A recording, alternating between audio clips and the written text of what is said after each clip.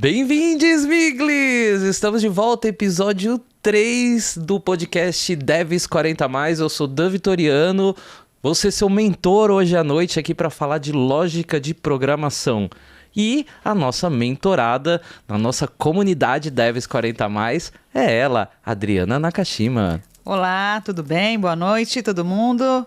Boa noite, estamos aí, Dri. Estamos aí. Como é que foi a semana de estudos aí? Bom, eu tô revendo todo o material, né? Desde o começo, então tô lendo tudo de novo. E agora, como eu tô fazendo já pela segunda vez, eu já tinha passado por alguns desafios, então agora que eu tô lendo, vai fazendo muito mais sentido. Massa. Algumas coisas ainda, por exemplo, essa história de orientação a objeto, por exemplo, para mim, ainda é bastante abstrato. Eu sei fazer, quando teve lá os desafios de orientação a objeto, eu fiz. Sim. Mas é um trocinho puxado. Abstrato esse negócio, hein? Bastante abstrato. É bastante abstrato. A gente vai tentar ver isso, trazer esse conteúdo de orientação a objeto mais pra frente. Sim. Mas eu acho que é um conceito bem avançado, mas eu vou tentar trazer para facilitar aí o nosso dia a dia, os seus estudos também, para a gente tentar trocar uma ideia sobre isso e ver se clareia aí. Mas eu posso te adiantar com toda certeza, te garantir que eu acho que é um dos conceitos mais complicados e complexos, abstratos, né? na programação, sabe? Então não se desespere. Tá bom, não tô sozinha nessa, né? Não tá sozinha então nessa. Tá Não estamos sozinhos e estamos aqui com todo esse chat que tá acompanhando aí a gente. Por favor, chat, quem tá aqui nos acompanhando, dê uma boa noite aqui, diga de onde vocês são e o que vocês estão aqui estudando, ou se vocês estão querendo ajudar a nossa comunidade, viu? Não esqueça de deixar o seu like nesse vídeo. Para comentar aqui na nossa aula e poder participar, tirar as dúvidas aqui, precisa se inscrever no canal. Então não esquece de se inscrever no canal, né, Dri? Eu tô inscrita no canal aqui, viu? Boa, então você pode comentar. Aqui, então, já. Dá uma boa noite aí, ó. O Gilmar Soares dando uma boa noite aí pra gente. Rogério Ribeiro também. Rogério Ribeiro também, muito bem-vindos vocês aí. Aproveita, compartilha essa live aí, posta no LinkedIn, no Instagram, no Twitter, no WhatsApp, manda no grupo da família, fala, olha, vamos dar uma olhada em lógica de programação? Porque esse talvez seja o assunto mais polêmico, tirando a orientação a objetos, que é o mais difícil. Eu acho que lógica de programação talvez seja o assunto mais polêmico e o que mais as pessoas falam quando alguém quer entrar na área de tecnologia de programação. E por onde eu começo a estudar? Lógica de programação. Mas o que é lógica de programação? E eu, Dri, confesso que eu demorei muito para aprender isso. Eu já programava, já fazia um monte de coisa, mas não entendia de lógica. Eu era um programador e fui assim por muito tempo, e eu acho que ainda tenho muito desses resquícios. Copia e cola. Tá. Né? É o que você... eu também fiz isso, confesso. Todos nós fazemos, mas só que se você na pressão, naquela hora, você não consegue pensar a respeito, você vai lá, busca as soluções que já foram dadas em algum lugar, alguém já teve essa ideia, você vai lá e copia e cola. Vai fazer isso o tempo inteiro, não tem como fugir disso, mas é uma coisa que é importante a gente saber que isso vai acontecer, mas se você tem esse passo de compreender a lógica por trás, aí você consegue raciocinar, você consegue pensar de forma objetiva, você consegue traçar um plano que vai resolver um problema, uma solução. Eu tava olhando, eu tô olhando aqui a nossa TV, né, gente? Não repara que nessa imagem está o Luiz Leão aqui. Hoje o Luiz Leão não está. Eu não sei até aí se você tem uma outra imagem que tá só o rosto da Adriana, meu amigo, e deixar parado, porque esse daí era o vídeo de introdução. Vai ficar aparecendo o Luiz aqui na nossa TV e o Luiz não vai estar aqui com a gente hoje. Se der pra tirar, beleza. Se não der, tranquilo. Bom, Dri, eu trouxe um material. Talvez, nem vai precisar tirar, porque a gente hoje vai pôr aqui alguns slides pra gente ver, né? E eu quero compartilhar alguns conceitos. Que nem o Rogério tá falando aqui. Sinto muita dificuldade e travo sempre. Eu imagino que seja isso mesmo. Ó, o Scar, oi Dani, tudo bem? Galera chegando aqui no chat, dá um oi aí pra gente. O Rogério Ribeiro aqui falou também, sou de São Paulo, estudo a linguagem Java e POO é o bicho-papão. POO é Programação Orientada a Objeto. Perfeito? Então, massa. Muito bom, gente. Vamos aí compartilhar essa live aí com a galera para chegar mais gente aqui, porque hoje esse assunto é interessante.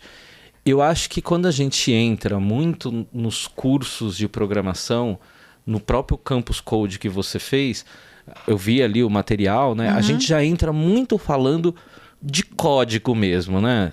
E eu acho que a gente... Mas você sabe que a lógica é um pré-requisito. Sim. Para você entrar no curso. Porque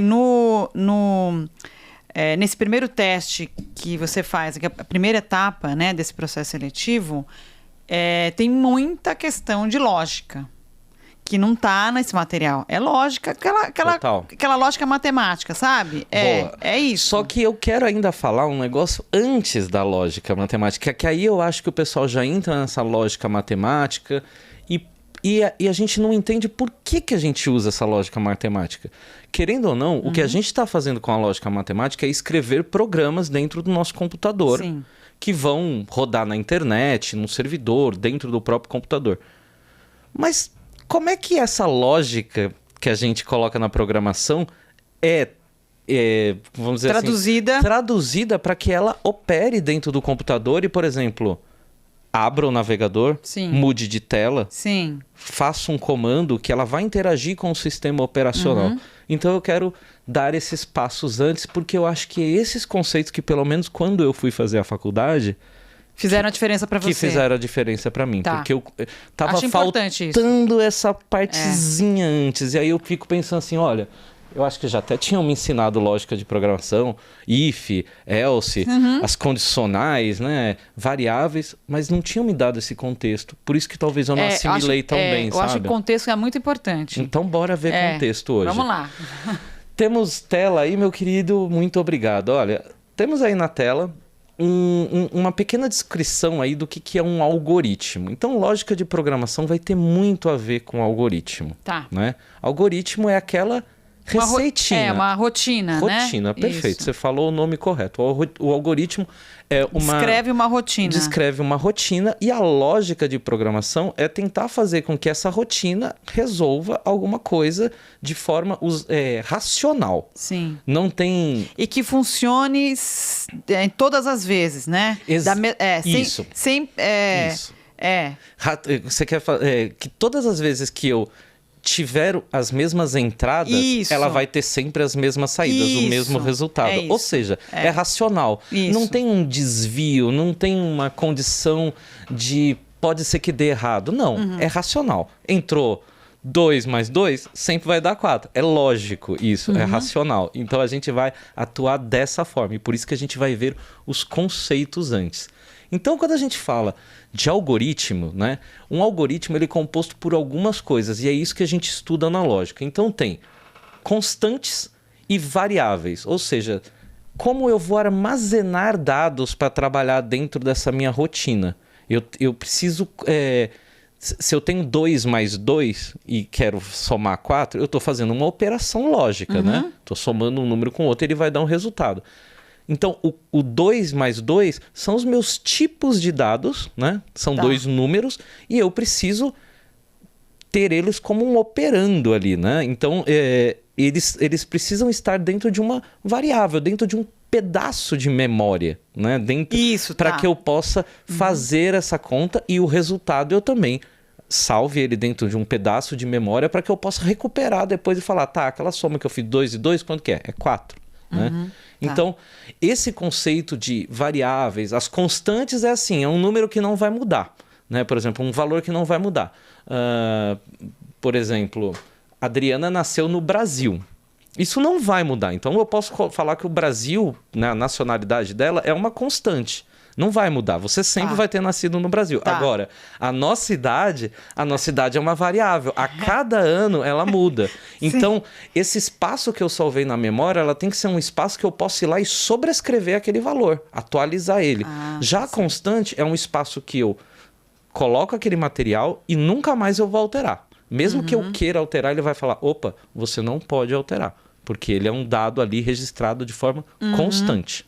Para ter essa segurança. Quando você faz um cadastro em algum site, alguma coisa, você coloca nome, sei lá, CPF, não sei o que, isso é uma constante. Isso não vai mudar, exatamente. Se você escrever alguma coisa errada, você tem que ligar, né, e solicitar essa alteração, porque você mesmo não consegue alterar. Exatamente. Agora, por exemplo, o teu telefone... Né, você pode atualizar. Exato, você pode atualizar. Ele é uma variável. Entendi. Perfeito. Sim, tá. Muito bom.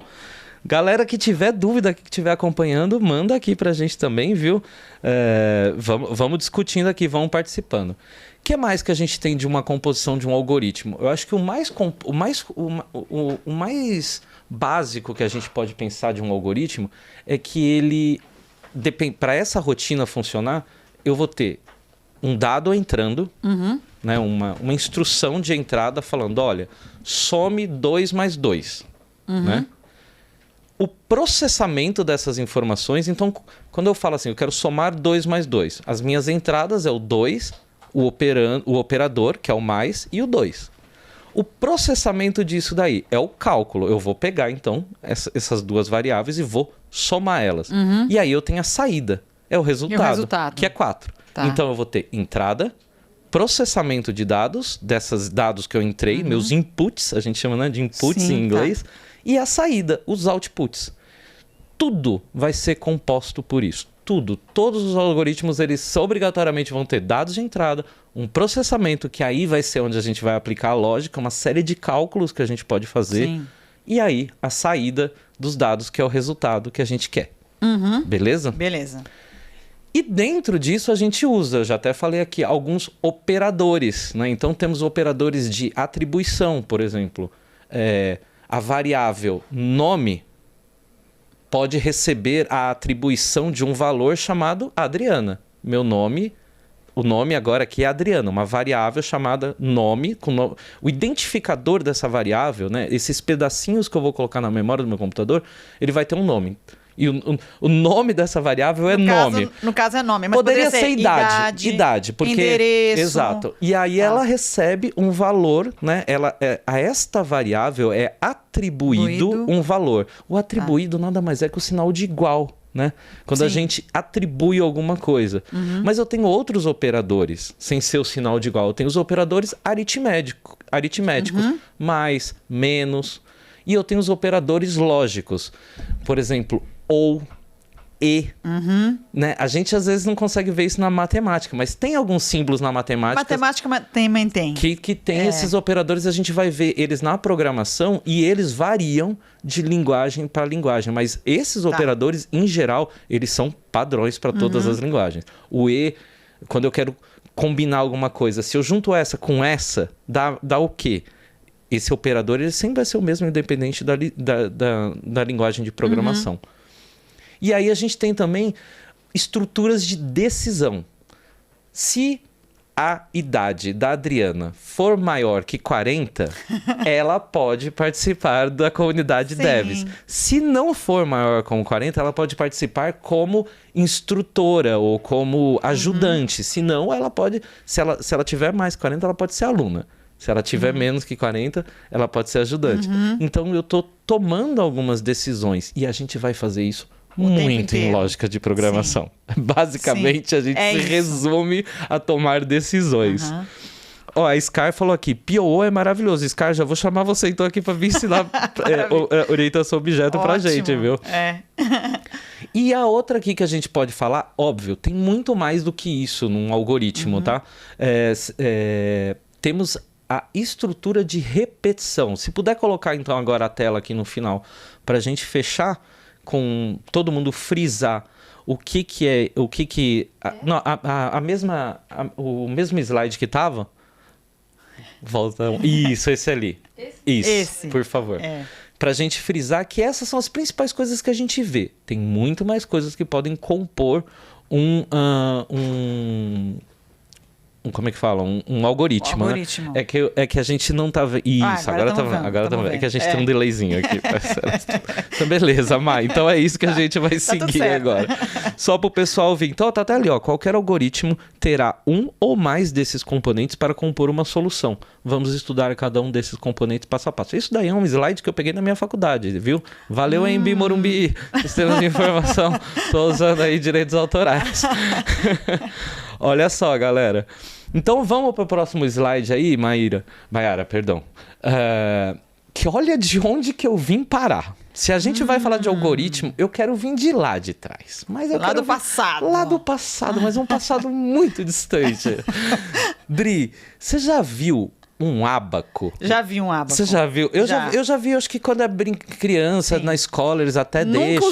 Nunca usei também, nunca soube usar. Já mexi nessa... Já tive vontade de aprender, viu? Que eu acho que deve ser muito interessante. Inclusive, deve ajudar muito nessa questão de lógica, né? Exato. Eu lembro que perto da minha casa, quando eu morava com os meus pais, tinha uma pracinha e eles tinham um ábaco gigante de madeira e a gente ficava subindo e descendo essas bolinhas. O ábaco, né? Se puder aí colocar na tela para o pessoal ver, ele é um instrumento lógico de calcular mais antigo do que se tem noção. Ele foi inventado há muitos anos atrás, milhares de anos atrás, e ele pode, com esses pininhos assim, né, você vai falando o que você quer fazer. Ó, na primeira coluna eu quero somar 1, na outra eu quero diminuir 3. E aí eu consigo fazer cálculos complexos com esse monte de opções que ele me dá de falar, separa 3 bolinhas para cima, 2 para baixo, significa que uma é mais, outra é menos, outra é vezes. Eu consigo, com as bolinhas, fazer esses cálculos, todas as operações. Essas operações complexas, tá? Aí, depois de muito tempo, com a invenção do ábaco, a gente foi para essa máquina que é chamada de... eu acho que o pessoal não tá vendo aqui na tela o que a gente está mostrando. Colocou? Tá, é que a gente tem o delay. É que eu tenho o delay, né? Então, beleza. Aí pronto. Boa, agora tô vendo. Esse outro negócio chama Charles Babbage. É uma máquina que foi criada baseado nesse ábaco. Aí ela já é um computador. É como se fosse a primeira calculadora automatizada, né? A primeira calculadora a ser criada. Ele foi baseado no ábaco? Ele é baseado no ábaco, porque ele é um computador, é um sistema, né, muito primitivo, usado para fazer essas operações que o ábaco fazia, só que de forma automática. Que legal. E é muito legal que quem levou toda essa fama foi o Charles Babbage, né? Mas só que a assistente dele era Ada Lovelace. Vocês já devem ter ouvido falar muito de Ada Lovelace, que é considerada a mãe da programação. E ela, por muitos anos, foi suprimida, né? Ninguém sabia que a Ada Lovelace era a pessoa que estava ali por trás dessa máquina de calcular, entendeu? Então, muitos livros hoje já trazem o nome dela. O nome dela como uma dessas inventoras que estava aí. Por mais que ela fosse muito assistente, a gente sabe que a assistente está ali trabalhando junto e vai acabar não merecendo o nome do projeto. Não, então Ada Lovelace estava no desenvolvimento desse primeiro sistema automatizado de cálculo. E o último, que aí já é lá para 1900 e bolinha, foi esse grande computador chamado ENIAC. Tudo isso que a gente está vendo em volta aqui da tela, tem uma mesa sentada e, assim, diversas estantes. O computador é tudo isso. E ele conseguia fazer... uma sala inteira, Ocupava uma sala inteira. Esse foi o primeiro computador realmente capaz de processar cálculos, né, de formas automatizadas. Nossa, mas Danilo, precisava vir de lá de trás? Precisávamos. Vamos lá, então, agora para o próximo slide, por gentileza. Por quê? Isso foi trazer, já com o ENIAC, a invenção em 1947 do transistor. O transistor era um componentezinho, como se fosse uma lâmpadazinha, que acendendo e apagando, ele era capaz de gerar um impulso. E esse impulso, a partir do momento que eu acendo e apago, ele responde para você, olha, aconteceu alguma coisa. Né? Eu te dou como se eu te desse um choquinho. Se eu te desse 2 choquinhos, eu posso estar falando uma coisa. Se eu te desse 3 choquinhos, são outras coisas. E através desses impulsos, eu consigo passar algumas mensagens. Eu consigo deixar esses impulsos cada vez mais complexos e passar mensagens cada vez maiores. O princípio do transistor foi aperfeiçoado entre 1958 e 1959 foi inventado o chip. E a gente está vendo aqui um pequeno exemplar de um microchip. Ele é muito parecido com o chip que a gente tem hoje no celular. Só que esse chip mais conhecido que a gente vê dentro dos nossos computadores, eu quero que vocês prestem atenção no desenho, e se você estiver ouvindo isso num podcast depois sem a imagem, pensa que o chip vai ser um quadradinho ou um retângulo com várias perninhas. Essas perninhas são muito importantes porque são elas que vão se conectar... Fazem as conexões. Nessa barra maior que a gente está vendo aqui, que é uma placa de circuitos integrados. Então, cada uma dessas perninhas vai sair um fiozinho de silício, que vai ser altamente transportar esses impulsos para ligar para outras coisas. Então, um impulso que vem de uma perninha do chip pode ir até o CD-ROM. Alguém usa CD-ROM? Acho que não, né? Mas até, por exemplo, a tela do monitor. Então, você vai vendo até ali no desenho que o chip ele está instalado num lugar e ele se liga com várias outras coisas. Esse chip ele deve ter o quê? Uns 30 perninhas de cada um dos 4 lados do quadrado. Então, a gente tem aí mais de quase 100 possibilidades de conexões, de saídas de impulsos. Poxa, mas não podia colocar só uma saída de impulso? Aí a gente vai ver que a alternância desses impulsos nas perninhas consegue fazer mais ou menos o que o ábaco fazia. Se eu passo um impulso por essa perna A e outro impulso pela perna B, eu tenho uma condição. Se eu passo por uma perna C e por uma perna D, eu tenho outra condição. Se eu passo A, B, C e F, eu tenho outras condições. Se eu tenho 100 então, perninhas, eu tenho muitas combinações possíveis. Sim. E esse começa a ser o princípio da lógica. Eu alternar as combinações entre essas múltiplas saídas que eu tenho. Ou seja, eu vou entrar diferentes dados e, conforme a estruturação do meu processamento, eu vou ter diferentes saídas. Então a gente está aí encaixando a lógica e está vendo que o ábaco ali, ele fazia muito sentido, porque dependendo se uma bolinha está para cima, o resultado é diferente de se ela está para baixo. E ali eu tinha 100 bolinhas, eu conseguia fazer muitas combinações, tá? Então a invenção do chip é transformador para computação, para tecnologia, para informática, como era chamado antigamente, porque ele vai permitir que a gente crie circuitos muito mais complexos. Então, ó, numa única peça de dimensão reduzida, várias dezenas de transistores já interligados formando circuitos eletrônicos completos. Então, dentro desse chip, eles conseguiram reduzir os transistores no mínimo para que eles tivessem vários e vários pudessem mandar impulsos de formas diferentes e eu pudesse ter soluções complexas com eles. Permitiu que computadores pudessem ser menores, mais rápidos e mais baratos, impulsionando a revolução da informática. Vamos para o próximo aí para a gente dar uma olhada, que agora a gente começa realmente a entrar nesse conceito de arquitetura de computadores, de sistemas de computação. E eu gosto muito de falar disso, porque tem vezes que as pessoas esquecem disso, mas ó, hardware é a máquina, que é o computador, é a casca do computador. O software é o que a gente vai rodar, ou vai programar ali dentro, né, com uma sequência de códigos para que esses códigos emitam alguma ação que vai chegar até esse microchip para que ele processe na base dos impulsos que ele vai lançar dos transistores e aí, conforme o impulso que ele receber, ele vai fazer alguma coisa. Abrir a tela do navegador, fechar, apagar a luz, abrir o áudio, tocar uma música, às vezes exibir um vídeo. Então, parte-se do código que tem no software, uma linguagem capaz desse microchip entender essas instruções e aí ele vai abrindo e fechando porta e se ligando naquela placa com o computador inteiro. Que o computador nada mais é que, por exemplo, um servidor que vai se ligar com diversos outros servidores e aí a gente tem uma rede, uma internet com um monte de microchips mandando diversas informações combinadas para uma determinada mensagem que eles querem resultar.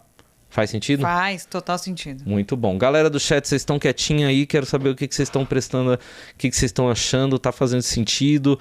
Dê alguma sugestão aí. Não esqueça de deixar o like, de se inscrever no canal para comentar, por favor, e também de compartilhar essa live aí na sua rede social para chamar mais galera para isso. Lembrando, essa live fica gravada, então tem aqui já uma playlist muito legal que eu montei aqui, chama Devs 40 a mais. Então tem desde a nossa primeira live, tá?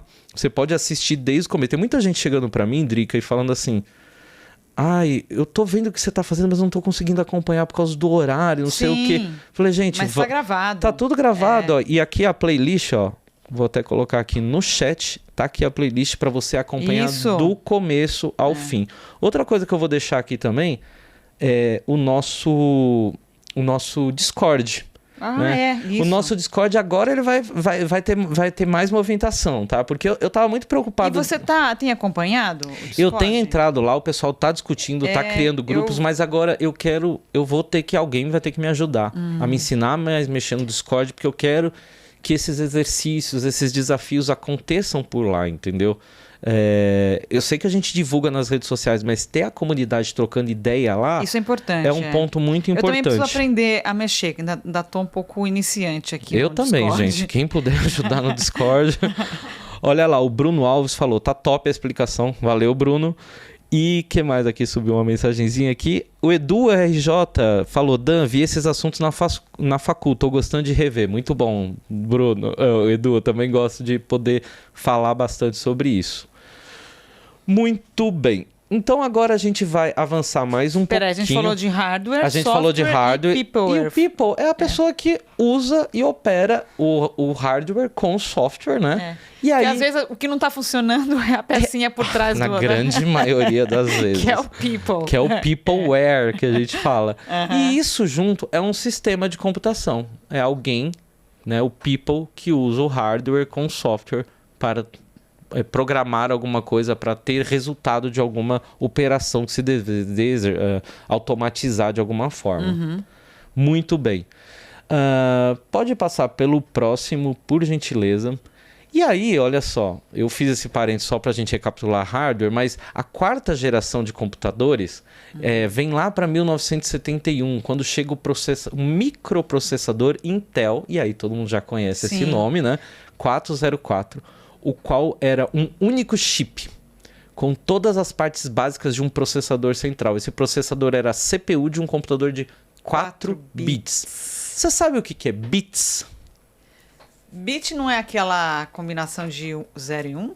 São as unidades, né? A gente vai chegar nisso, e por isso que eu quis voltar lá no Abaco, e vai ter muito a ver com isso também.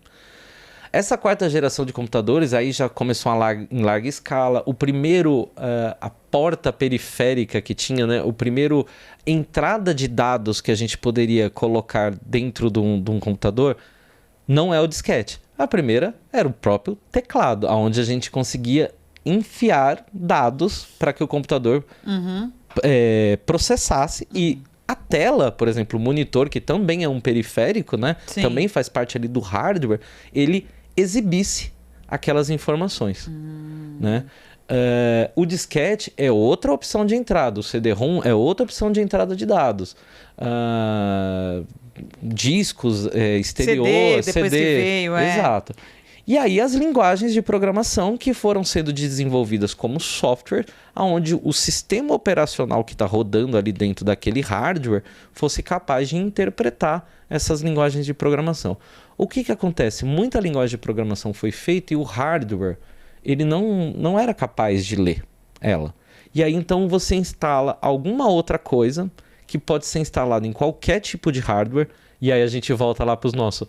Windows, Linux, Mac.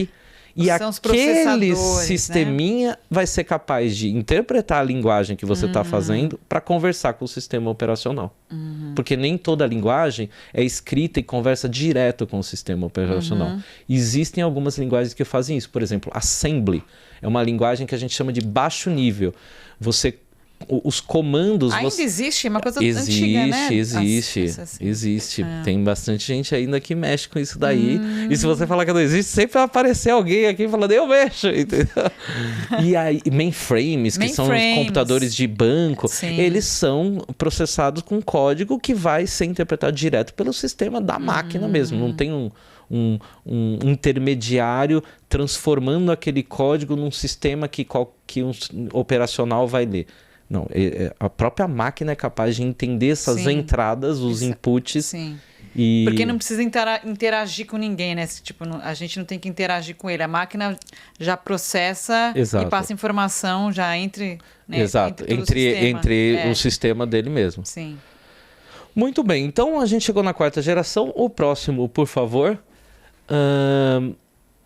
Aqui, olha só, o que a gente falou de entrada e saída de dados está um pouco mais exemplificado aqui, né? É o que a gente chama de processamento de dados. Antigamente os cursos chamavam processamento de dados, né? Antes da era da internet, da era da programação como a gente conhece hoje. Olha só aqui, eu tenho um exemplo, né, de um bloco de números que eu quero entrar no meu sistema. Então 14, 32, 85, 16... E aí eu tenho o meu processamento. O meu processamento tem uma regra de coisas que ele deve fazer. Uma rotina, um algoritmo, que é uma rotina lógica. Então, olha, some os números. As instruções. Né? Primeira instrução, somar os números. Segunda instrução, calcular a média desses números. Terceira instrução, imprimir os resultados.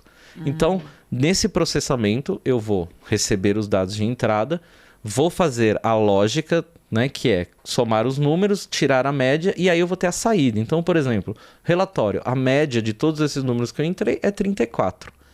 A soma é 170. E aí o que eu posso fazer? Eu posso armazenar esse resultado, por exemplo, a soma deles, na memória. Ou eu posso armazenar os dados conforme eles entram na memória, através de, por exemplo, variáveis, porque esses dados vão ser substituídos depois, e eu posso salvar, por exemplo, a soma numa constante, porque aquela ali eu quero permanecer. Então eu começo a usar as partes do hardware com o software para produzir informação. Informação é o quê? Algum dado de entrada que é processado e ele resulta numa saída que é gerada através desse cálculo, desse processamento. A informação é algo que você trabalha com ela. Então, assim, só os números de entrada, eles não significam nada. Mas esses números de entrada somados, eles têm uma informação. Olha, a informação é o quê? É a soma desses números. Né? É como se eu estivesse na escola aprendendo. Eu vou lá na escola e todo dia a professora fala, olha, agora você vai aprender português e agora você vai aprender inglês. Qual que é a informação daquilo que você está? É aquilo que você absorveu, é o conhecimento, né, que você está absorvendo. E aí você pode pegar esse conhecimento e salvar ele numa memória variável, que daqui a pouco alguém vem e fala uma outra informação para você e você descarta aquilo.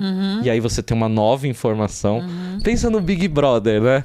Povo na casa. Aí, não, olha, tal pessoa, a Adriana falou aquilo. Daqui a pouco vem outra informação. Alguém fala, não, a Adriana não falou isso. Tira isso aí da sua variável. A Adriana falou aquilo. A Adriana é uma boa pessoa. Então aí você vai lá e persiste isso na memória de uma forma constante. Para você tomar a sua decisão. Você tomar a sua decisão de quem você vai eliminar. Exatamente, baseado nas suas informações. Tá? Então, isso daqui é o resumo de uma forma de um diagrama de como a gente vai processar as informações, de como a gente vai criar um algoritmo. Então, se puder passar para o nosso próximo slide, por favor. Agora eu quero começar aí numa parte que começa, o povo já começa, ai meu Deus, aí agora ferra. Por quê? A gente vai voltar lá atrás com o ábaco e aquilo que eu te perguntei, o que é um bits, né? Por quê? O bits, ele é um conjunto, né, de números dado um certo limite. Então, por exemplo, bits, eu vou ter 0 e 1. Aí depois eu tenho bytes. Aí eu já tenho, quer dizer, mais possibilidades, não só com 0 e 1. Eu vou ter mais elementos que eu posso trabalhar. numa entrada de um processamento.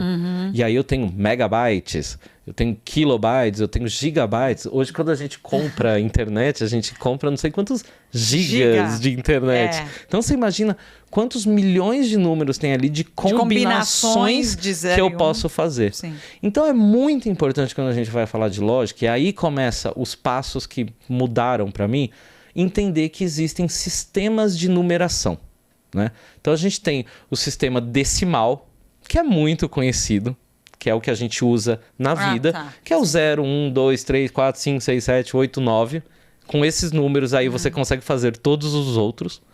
Mas a gente tem o sistema binário. E olha, binário já tem a ver ali com bits, né? O binário, ele só tem... Aí a gente vai falando assim, a base dele, né? Então, o binário, a base dele é 2. O decimal, a base é 10. Então, a gente já tá falando aqui bem de matemática, né?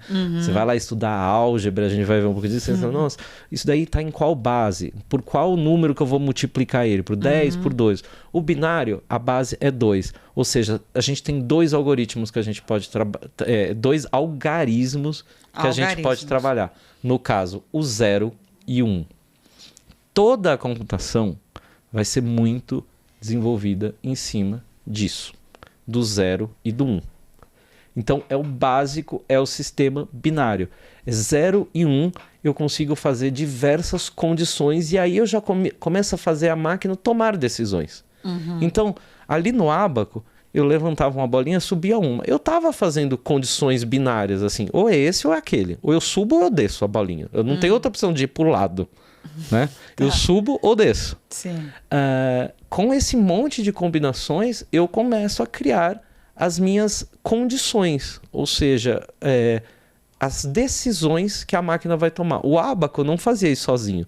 Já a calculadora lá do Babbage, da Lovelace, ela já tinha programado que, olha, às vezes eu vou combinar o 0 e 1, ele vai dar um resultado. Mas se eu combinar o 0 e 1 de uma outra forma, ele pode dar outro resultado.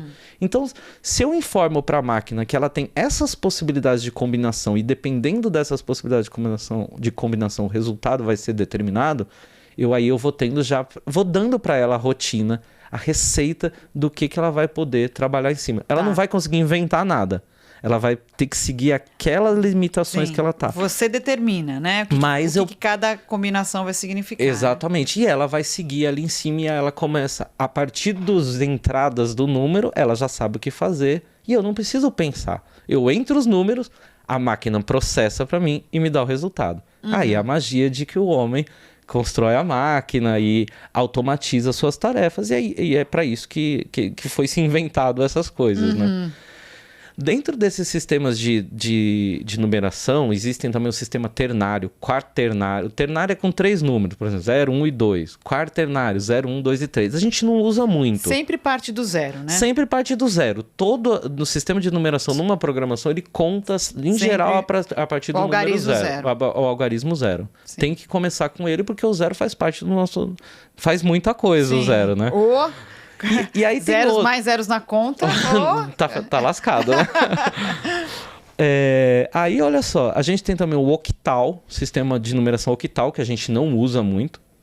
Mas o que normalmente se usa é o binário mesmo, né? A gente se usa o binário, o decimal e o hexadecimal. Olha o hexadecimal. Esse eu não conhecia. 0, 1, 2, 3. Também, né? E ele vai até do 0 ao 9 e ele combina as letras do A ao F. A, B, C, D e F. A gente vai ver isso. Galera aqui do chat que estiver acompanhando, quem sabe aí... Não vou responder, vou esperar a galera do chat que eu tenho certeza que alguém vai saber. Onde a gente usa o sistema hexadecimal? Eu quero ver. Isso eu realmente não sei. Acho que alguém tem que me ajudar. Eu acho que alguém aqui vai. Eu tenho certeza que alguém aqui vai ajudar a gente. Vamos deixar essa pegadinha aí para ver se o pessoal tá ligado aí no que a gente vai usar. Ah lá, ó, o Hamilton falou CSS, o Edu RJ falou teclado, cores. O Bruno Alves falou cores. Muito bom, Bruno. Cores no HTML, as cores que eu posso colocar, por exemplo, dentro de um elemento, né, na página, que eu posso usar na página, elas são feitas no sistema hexadecimal. Olha. São geralmente 6 a 8 algarismos, né? Entre 0 e 9, entre A e B, que combinados eles montam a escala RGB. O vermelho, o verde e o azul, que são as 3 cores que estão na nossa televisão, que está no seu monitor. Com essa combinação dessas 3 cores, a gente consegue fazer todas as outras cores que a gente exibe na tela, né? Existe um outro sistema de cores muito conhecido, uma parte gráfica, que é o CMYK, que é cian, magenta, amarelo e preto. Mas a gente na tela não precisa do preto, porque se eu junto o verde, o vermelho e o azul, ele vai dar um preto. Sim. Então não preciso ter esse preto puro como a gente tem na parte gráfica, né?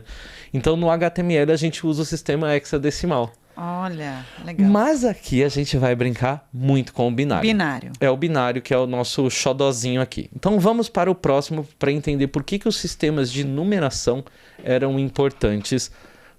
Aí, agora o negócio começa. E quando a gente fala desse nome, álgebra booleana, o pessoal já se assusta, né? Porque, nossa, álgebra parece que é um negócio mais chato e mais antigo que matemática. E o booleano, o que é o booleano, Dri? Booleano, sabe? Eu sei, só que eu não sei falar o que é. Olha só, o booleano tá muito parecido com o sistema binário. Ou é 0 ou é 1. É uma condição ou é outra. O booleano é o que dá o condicional, não é isso? Exato. O true, de verdadeiro ou falso. Ou é 0, se for 0, é falso. Ou seja, não tem valor. Se for 1, é true, é verdadeiro. E aí, olha só, eu trouxe aqui algumas opções de exemplos de álgebra booleana, né? De como que a gente consegue trabalhar álgebra, que são esses cálculos lógicos, usando só o sistema binário, só o 0 e 1, booleano. Booleano significa o true ou falso, ou é verdadeiro ou é falso. Então eu vou criar todo o meu sistema, todas aquelas operações que eu era capaz de fazer com o ábaco, ou ele está para cima ou ele está para baixo, eu agora tenho fórmulas matemáticas que são capazes de representá-los. E essas fórmulas matemáticas de 0 e 1 vão se conectar, adivinha com quem? Com o microchip que a gente falou. Por quê? 0 ou 1 vão ser condições. Ou ele está falso ou ele está verdadeiro. Ou ele está ligado ou ele está desligado. Ou o transistor está mandando um sinal de resistência ou não está. E dependendo desse monte de condições, eu consigo fazer cálculos super complexos, porque cada vez que eu aumentar o número de transistores, os números de portas, né, os números de combinações ali que eu posso ter entre essas 0 e 1, eu tenho possibilidades infinitas. Sim. Faz sentido? Sim, faz sentido. Muito bom. Ó, o Rogério Ribeiro falou assim, não conhecia, ó. Bruno Alves falou false e true, muito bem, o Hamilton também. False e true. Isso aí. Então olha lá, álgebra booleana. Se eu quero falar que eu quero ter uma avaliação desses dois resultados de uma forma nula. A minha entrada são os números que eu vou colocar e a minha saída é o resultado. Então ali eu tenho... O null é um booleano. É um booleano. Né? Não, o null é um resultado. É um resultado, mas é um resultado booleano. É 0. Ele é vazio. Sim, é vazio. Ele está desligado. Né? Então o nulo ali, por exemplo... Quer dizer, nesse cálculo de álgebra booleana, significa que tudo que eu entrar, olha a rotina do algoritmo, bem simples, todos os valores que eu entrar, o resultado vai ser nulo. Então eu entrei com 0. Qual que foi o meu resultado? 0. É nulo. Eu entrei com 1. Qual que é o meu resultado? É 0 também, porque o meu algoritmo, a minha álgebra booleana, esse microcálculo ali, ele fala que toda vez que entrar um dado, o resultado vai ser 0. Tá. Então eu posso ter um microchip com essa orientação. Tá. Que nesta condição... Você que impõe essa condição, né? E se você pensar na linguagem de programação, pode ser um pedaço do seu código que vai falar, olha, todo mundo que entrar aqui, eu quero que ele saia como 0. Essa é a tua ordem. Sim, tá. Perfeito? Você determina essa condição. Exato. Não serve para muita coisa. Oxi, pode servir para muita coisa. Porque, veja, eu vou ter outras. Eu posso ter uma condição agora de álgebra booleana que é a inversa. Todo número que entrar, eu inverto o valor dele. Inverte para quê? Ué, só tenho uma opção, né? Se entrar 0 ou 1. Então, entrei 0, sai 1. Entrou 1, sai 0. Perfeito? Álgebra booleana de identidade. Essa é muito simples. Eu quero que todo dado que entrar, a solução seja ele mesmo. Então, eu entrei 0. Qual que é o resultado? 0. Entrei 1. Qual que é o resultado? 1. Agora eu entendi isso. Entendeu? Tá. Entrada e saída. E, S, tá. Exatamente. O E e o S é de entrada e saída. Olha aí uma outra tabela agora aqui, ó. Verdade.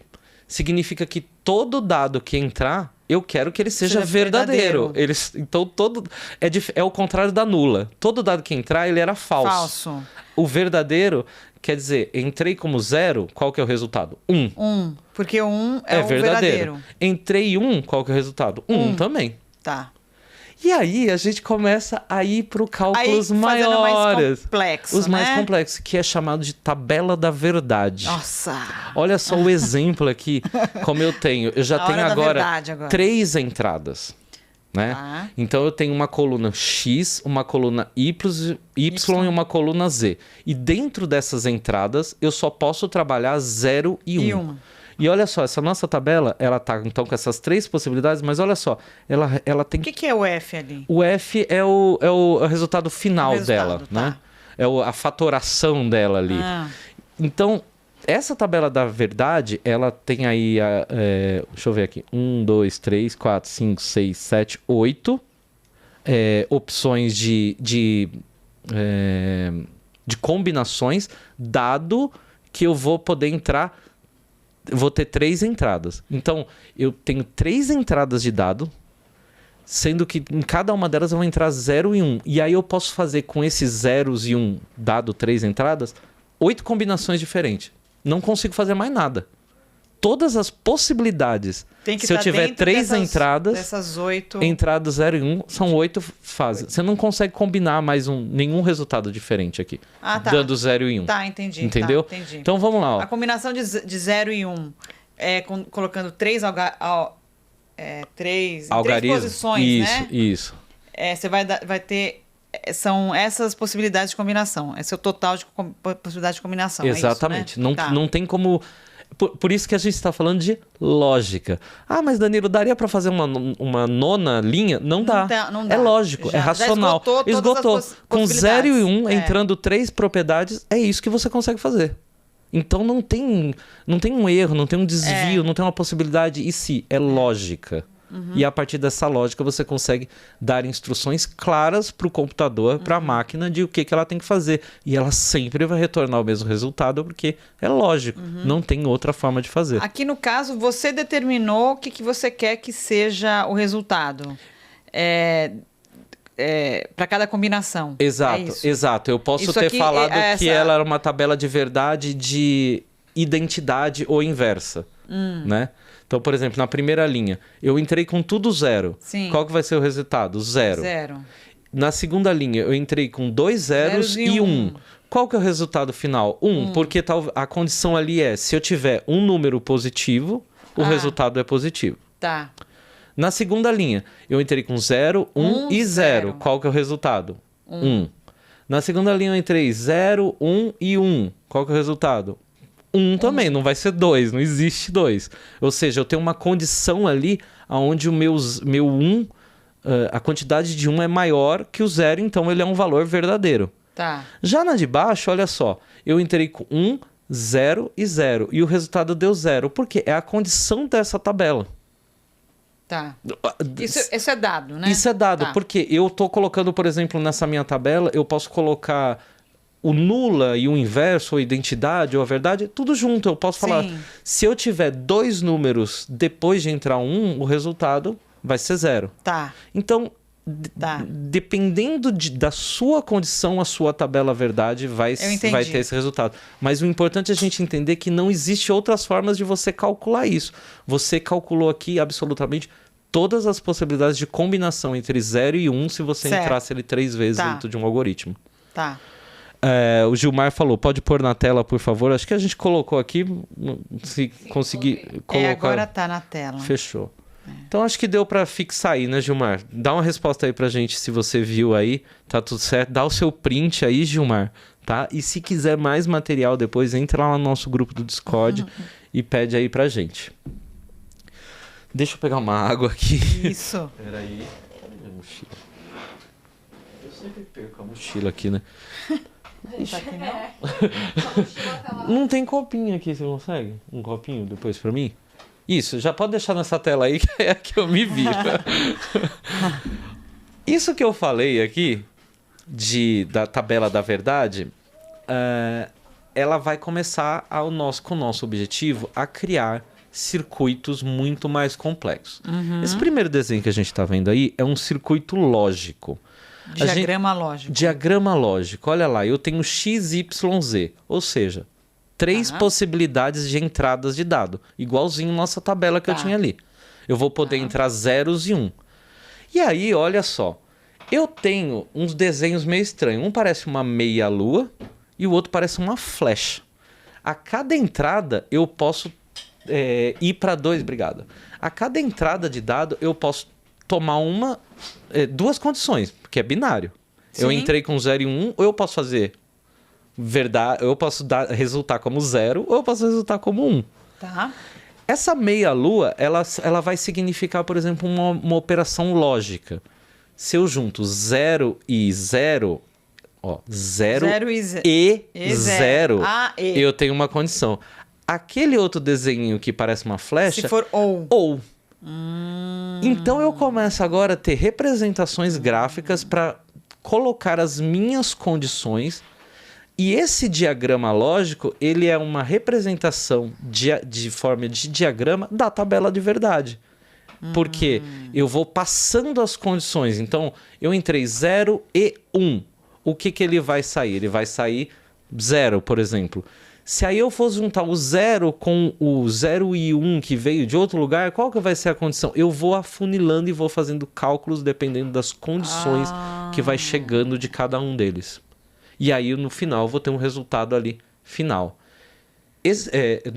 O M ali. O M seria o resumo, né? O acumulador de todo esse cálculo. Eu entrei 0, 0 e 1. O que vai dar lá na frente?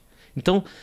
Esse é o meu circuito, ele vai variar conforme as minhas entradas. Se eu mando 0, ele vai fazer alguma coisa. Se eu mando 1, ele vai fazer outra. Mas as condições já estão determinadas. Ou ele vai fazer cálculos lógicos de conjunto, né? Ou ele vai fazer de alternação. E ele pode fazer outras coisas. Tem mais, não tem só ou. Tem negação. Né? Como a gente viu ali, entra um valor e eu inverto ele. Existe um símbolo gráfico. Eu não quis trazer todos aqui, né? Mas existe um diagrama para isso. Tem uns outros que são uns nomes muito bizarros aí. Shore, nor, que significa ou, mas se tiver uma outra condição. Isso isso são lógicas, sabe? Então, esse outro desenho que está mais em cima, olha, você já vai ver que ele é um circuito muito mais complexo. Né? Sim. Ele consegue, a partir Já não tô entendendo, na verdade. Né? Então, já começa a ficar assim... Esse daqui, ele já por exemplo, ele tem 2 entradas. Ele tem uma entrada R e uma entrada S. A partir dali, eu vou mandar zeros e 1. Né? Com os primeiros cálculos que vão se resultar, entrou um 0. Entrou um 0 desse daqui. E entrou um desse. Aqui eu vou juntar com o resultado desse 0 que entrou aqui para fazer esse cálculo. Ele vai resultar vai resultar um resultado aqui. A partir daqui eu vou tomar outra decisão a partir do resultado que vier dessa outra condição aqui. Sim. Entendi. Aqui ele fechou o circuito, no fim, né? Ele cruza, porque ele tem alguns outros pontos condicionais que a gente nem tá falando desse, mas essa bolinha aqui significa alguma coisa, significa algum tipo de condição que eu tô verificando ali. O resultado foi 1, então inverte. Transforma em nulo, faz em verdade, faz em identidade. Então, eu tenho diversas possibilidades de... Mas vai sempre trazer 2 resultados aqui no caso. Um Q e o Q... E, ó, aí agora que você começa a ver, né? Se a minha mãe estivesse assistindo aqui, ela ia adorar isso aqui, porque ela lembra que na época que eu fiz faculdade, ela ficou louca comigo com esse negócio de A barrado, B barrado. E você tá vendo aqui um Q e um Q barrado. Então, esses barramentos ali vão significar também um tipo de condição baseado em 0 e 1. Ou ele tá ligado, ou ele tá desligado. Olha aqui embaixo a tabela da verdade de novo, de uma outra forma, né? Ela tem outros parâmetros de entrada, 3 parâmetros de entrada. Então, eles podem entrar 0 e 1. E o que é o X aqui? O X aí é que ele não tá contando essas duas portas ali. Não pode ser qualquer coisa. Não vão entrar nenhum tipo de valor, entendeu? Não vai entrar. Não vai entrar nenhum valor ali. Tá. E aí você vai tendo esses resultados, dependendo da sua tabela verdade, dependendo das condições. E quais são as condições? As condições são esses desenhos que a gente vê, são esses blocos. É E, é OU, é nulo, inverte, traz o mesmo valor, nega, né? Cada uma dessas condições baseadas tudo em 0 e 1. Dependendo dessas condições, eu tô tendo aqui um estado de uma máquina, ó. Se eu entro 0 e não entro... Se eu entro 0 na entrada CK e não entro nada em S e R, o meu resultado vai ser um hold, ou seja, minha máquina está em espera. Se eu entro 1 no CK e 0 no S e no R, eu também tenho um tipo de hold. É porque esse é o exemplo da tabela. Mas se eu entro 1 no CK, 0 no S e 1 no R, aí eu tenho um reset. Ou seja, eu reinicio. Se eu tenho 1 e 1... eu posso falar que isso é um set, ela tá ligada. São os comandos que São os comandos. E aqui, quando você vê aqui do lado, ó, esse outro quadrado, sim, com o S, o R, você tá vendo, e o CK, que é clock, né? Que é o clock. Aí a gente vai entender que é uma estrutura de repetição, quer dizer, é algo que vai ali e vai fazer, olha, a cada tanto tempo, manda um 0 de novo. A cada tanto tempo, manda um 1 de novo. Né? Faça uma atividade repetitiva determinado que se repita tempo, determinado tempo. E aí, olha só que interessante. Esse quadrado aqui, né? Ele tem as entradas S, C e K. E as saídas Q e Q barrado. Ou seja, dependendo do que entrar aqui do lado esquerdo, vai sair alguma coisa do lado direito. Esse quadradinho aqui, o que ele parece? Um microchip. Verdade. Ele tem portas de entradas para onde ele vai receber 0 e 1, que dentro de um chip que está conectado numa placa de um sistema integrado, é impulsos. Recebi um impulso, ou seja, tô ligado, tô desligado, tô desligado. Pô, se eu entrar um ligado aqui e for passar por essa condição que eu programei ali dentro, ele tem que retornar tal coisa. Se eu entrei dessa forma e ele tem que passar agora por outra condição, ele vai ser outra forma. Mas tudo que eu vou estar entrando vai ser 0 e 1. E aí, dentro das minhas condições ali, que são ou os meus diagramas, é E, é OU, é NOT, inverte, que é a mesma coisa que a gente viu ali nas tabelas verdades, que eu posso fazer essa combinação. Então, um grande sistema de programação, ele é uma tabela da verdade gigante ou é um circuito lógico super complexo onde você exemplifica todas as condições que podem acontecer ali dentro, dado as entradas de 0 e 1. Tá. Faz mais sentido agora? Faz muito sentido, bom, sim. Muito bom. Ó, eu dou um alô aqui para nossa audiência aqui no chat. Célio Cabreira, boa noite, Dan. Tá no Senac ainda. Célio Cabreira foi meu aluno no curso técnico de web no Senac há muito tempo atrás, acho que 2008, quando eu dei aula lá. Célio, um abração aí para você. Obrigado por estar acompanhando. Vou pegar uma aguinha aqui para molhar o bico.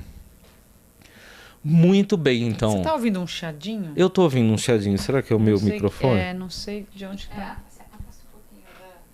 Boa. Acho que não melhorou, não. Não melhorou, não. Eu vou verificar.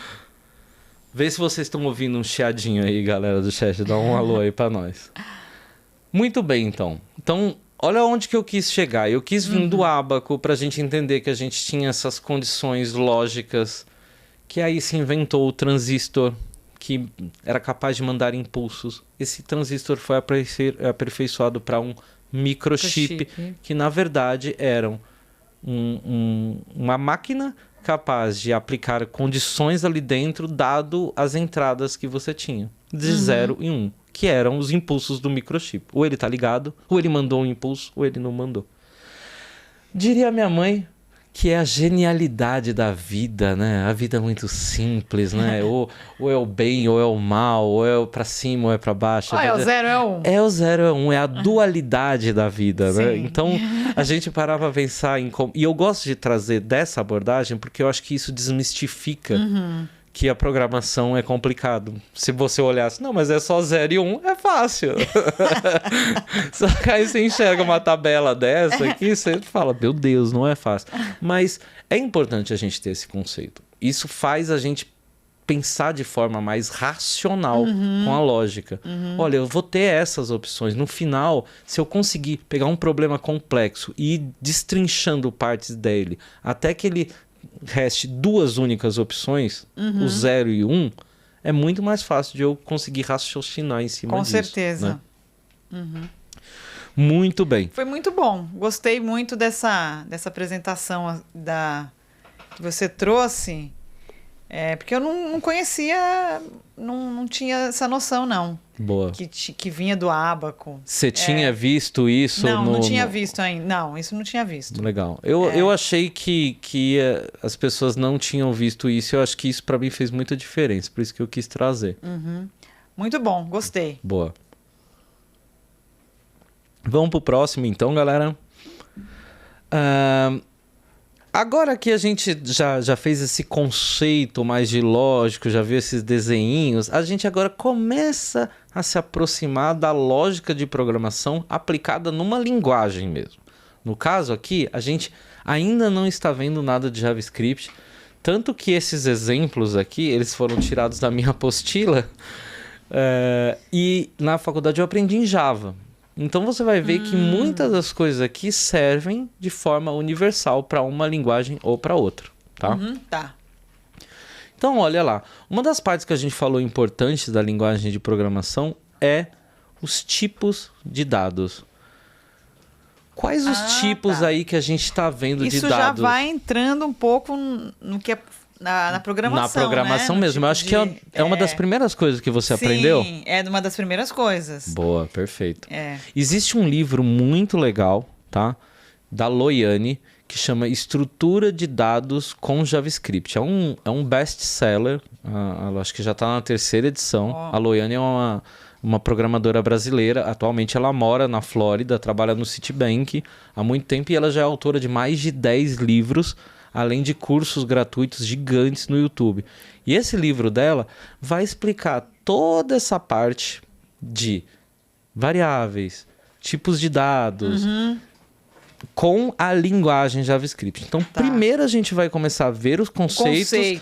E daqui a pouco eu já coloquei ali alguns tequinhos de códigos de como que a gente vai escrever isso no JavaScript. Tá. Na próxima aula, então aqui já estou dando um spoiler, a gente vai dar um corte na nossa linguagem de programação aqui, da nossa lógica de programação, e a gente vai ver mais particularmente o JavaScript, as particularidades do JavaScript. Como é que por que ele está rodando aqui no navegador? Como é que é isso? Como é que eu vou colocar essa lógica lá dentro e como é que ela vai funcionar? Porque para o Ruby você precisou instalar o Linux, umas coisas. Por que o JavaScript roda? Né? Quando que surgiu o JavaScript? Por que inventaram o JavaScript? Porque o JavaScript não é um negócio só para o navegador. Daqui a pouco agora o JavaScript é uma linguagem de programação que eu coloco no servidor. Aí a gente vai entender mais esse conceito. Eu também vou vir lá de trás para a gente falar sobre isso, tá? Tá bom. Hoje aqui eu quero que a gente entenda esses conceitos de lógica e um pouco de como esse fator... Agora parou, hein? Agora tá ótimo aqui. Você tá se ouvindo? Eu tô. Tá se ouvindo? Não, agora parei de me ouvir. Eu também. Não, eu tô te ouvindo. Eu parei de me ouvir. Eu tô ouvindo a Adri. O seu retorno tá dando barulho. O meu retorno tá dando barulho? Ah, deve ter outro aí de baixo, então. Vê. O que eu tenho que fazer aqui? Não, deve ter outro. Outro fone. Pera aí, galera. Alô? Agora sim. Agora deu. Agora tô me ouvindo. Só que o Boa. chiado voltou. O chiado voltou? Fechou. Tá. Tranquilo. A gente tá aqui ajustando um Ao vivo é negocinho. assim, gente. Danilo, tá na tela, tá no... Fechou. Ah, então, ele falou que a gente tá na tela aqui, então a gente vai falando em cima disso, porque é bom que essa tabela é grande aqui. Olha lá. Tipos de dados. Por que os dados primitivos, tá? Os dados primitivos são dados assim, que agora eu acho que nem eu tô... Não, também não tô te ouvindo. Tô me mas ouvindo. agora eu tô ouvindo você e agora voltou todo mundo Sim. com chiado ainda. Não, eu não tô ouvindo chiado. Eu tô ouvindo só no meu aqui agora. Será que eu pego outro fone aqui? Deixa eu ver. Tem outro fone. Vamos ver se é o meu aqui. Alô? Vê se tá chiando do mesmo jeito, né?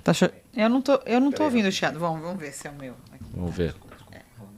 Eu tô escutando muito bem. Agora parou de chiar. Então achamos o microfone aí. É o meu microfone, então. Aí volta a chiar. Entendeu?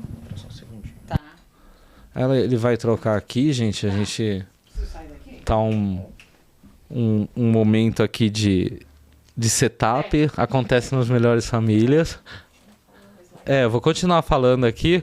Mas é porque se a Adriana não prestar atenção, aí ferrou. Aí ela eu reprovo ela na prova depois. Eu tô prestando atenção que eu até já sei o que é. String, inter... Então eu vou pedir pra você falar, hein? Eu vou pedir pra você explicar. O Rogério falou aqui. Eu já fiz o curso de algoritmo em lógica de programação e foi explicado de uma forma mais fácil. Legal, Rogério. Explica aí pra gente, então, por favor.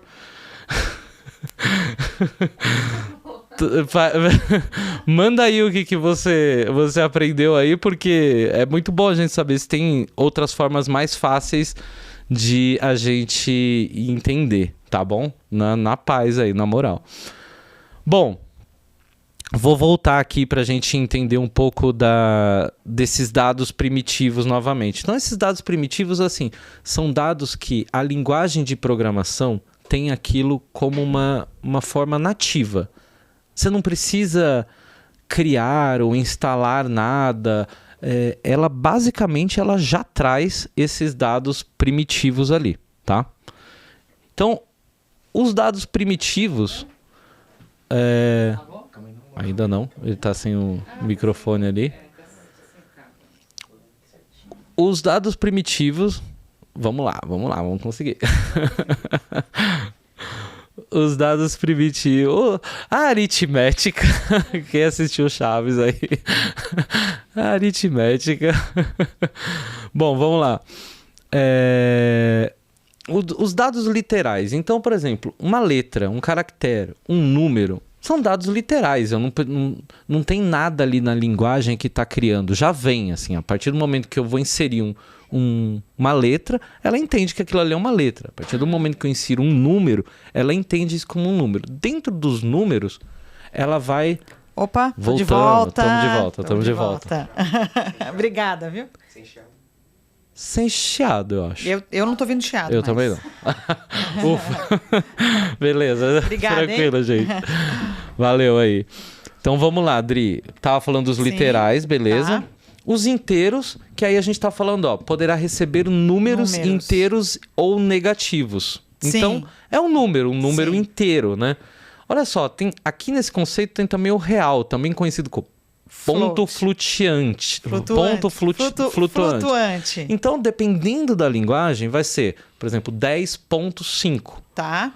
Porque esse número decimal, ele é decimal extensivo dos números de casa que vão ter depois desse ponto, né? Então, às vezes eu posso somar 0.25 mais 0.36 e ele pode dar um número com mais casas decimais. Ou eu posso dividir um número decimal por outro e aí vai ter muito mais casas decimais.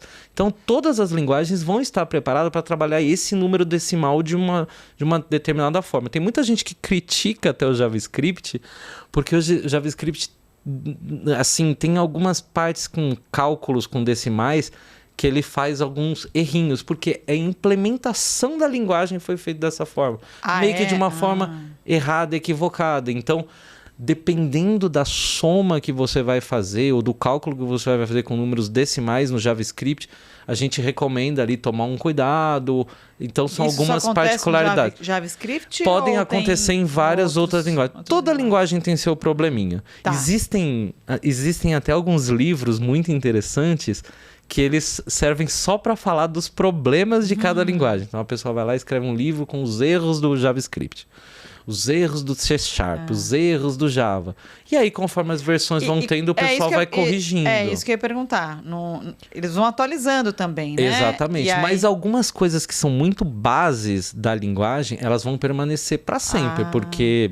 Não é possível corrigir. Senão eu quebraria todos os códigos que Entendi. tivessem sido feitos até hoje. Né? Eu entendi. Então tá. não posso ter nada que é feito e que vai, por exemplo, quebrar algo que já foi criado. Sim, Né? tá. Então a gente tem que tomar esse cuidado. Eu posso implementar. Então, por exemplo, se eu somasse um ponto flutuante com outro ponto flutuante no JavaScript e ele desse um erro de cálculo, ele vai continuar dando esse erro de cálculo. O que o JavaScript fez lá? Inventou um ponto double, por exemplo. Eu tô dando um exemplo aqui. Ele inventou um outro tipo de número Para corrigir esse erro que dá. Exatamente. Entendi. Olha, se for fazer um cálculo, uma soma com decimal, não usa essa instrução, não usa esse comando, usa esse outro comando. que aí você Entendi. não vai ter esse tipo de erro. Eu Entendeu? entendi. Então é assim que a gente também vai evoluindo os nossos softwares. A gente vai colocando coisas adicionais, mas tomando cuidado que a gente não pode quebrar o que já estava funcionando. Eu entendi, Né? tá. E o outro aqui tem ali, o outro tipo primitivo, é o lógico, que é o booleano, de novo. O booleano. Que é o verdadeiro, ou falso. 1 ou falso, 0. Que é o que a gente acabou de ver. Tá. Então isso, toda linguagem vai ter isso. Letras, números e símbolos, que são os caracteres primitivos, como a gente insere mesmo. Os números inteiros, 10, 20, 100, 200. E os números flutuantes, double, real. Cada linguagem pode chamar isso de um jeito, né? Que são os decimais. Não existe, então, um padrão. Porque, no caso aqui, se a gente fosse falar em linguagem de programação, literal seria os strings, seria isso? Exato. O inteiro, o integer. Exato. Esse real seria float. Float ou double, E o dependendo da booleano é linguagem. booleano, E o né? booleano é booleano. Você tem aí classes de tipos primitivos, né? Então eu tenho as strings, que são conjuntos de caracteres. Pode ser um único caractere, né? Sim, Que é único caractere já é um... Que é uma string, é um caractere literal. Tem os números inteiros, né? Os números flutuantes, os doubles, os decimais e os números lógicos. Básico de estrutura de dados primitivos. Rogério falou aqui, não, me expressei errado. A sua explicação foi mais fácil. Bom. Mas eu sabia, eu imaginei que você tinha se expressado errado, Rogério. Mas que bom que essa foi mais fácil, cara. Eu sabia que eu ia conseguir chegar nesse ponto com vocês. Porque eu tava há muito tempo querendo falar disso dessa forma. E olha que nem nas vezes que eu dou aula eu consigo pegar desse jeito. E só com o tempo a gente vai percebendo, olha, vamos falar de lógica? Vamos falar um pouquinho atrás. Porque isso vai fazer uma diferença de fixar o que é a lógica. Por que a gente está usando isso? Eu acho que faz muita diferença, tá? Com certeza. Muito bem. Próximo, então. Por gentileza. Então, passamos aí pelos tipos de dados que a gente vai ter em todas as linguagens. No JavaScript, a gente também vai ter essas linguagens. Mas, você muda pra gente, por favor? Muito bem. Agora aqui a gente está falando dos operadores. Porque eu posso pegar aqueles tipos de dados e fazer operações com eles. Sim. Esses são os operadores aritméticos. São os operadores muito comuns que a gente está acostumado a usar ele nas nossas equações matemáticas. Então, é a adição, é a subtração, é a multiplicação, é a divisão. E esse operador resto, você já viu esse operador? Eu vi já. O que faz esse operador Ele resto? traz, quando uma divisão não traz, não é... por Exata. Exato. Exatamente.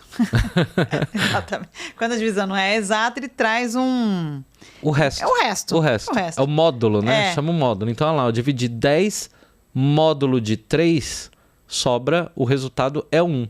Por quê? 10 dividido por 3, dá para dividir 3 para cada um e sobra 1. né? Se eu quisesse, não, eu quero a divisão. Então esse é o sinal de divisão. 44 dividido por 2 dá 22. Tem o resultado da Ou se você divisão. colocasse 10 dividido por 3... Se eu dividir 10 dividido por 3, aí ele vai dar trazer só 3. 3,3333333333, né? Isso. No JavaScript, e aí a gente vai ver isso depois quando a gente entrar mais na linguagem, e aí não vai ser aqui no podcast, vão ser nas aulas que estão acontecendo durante a semana.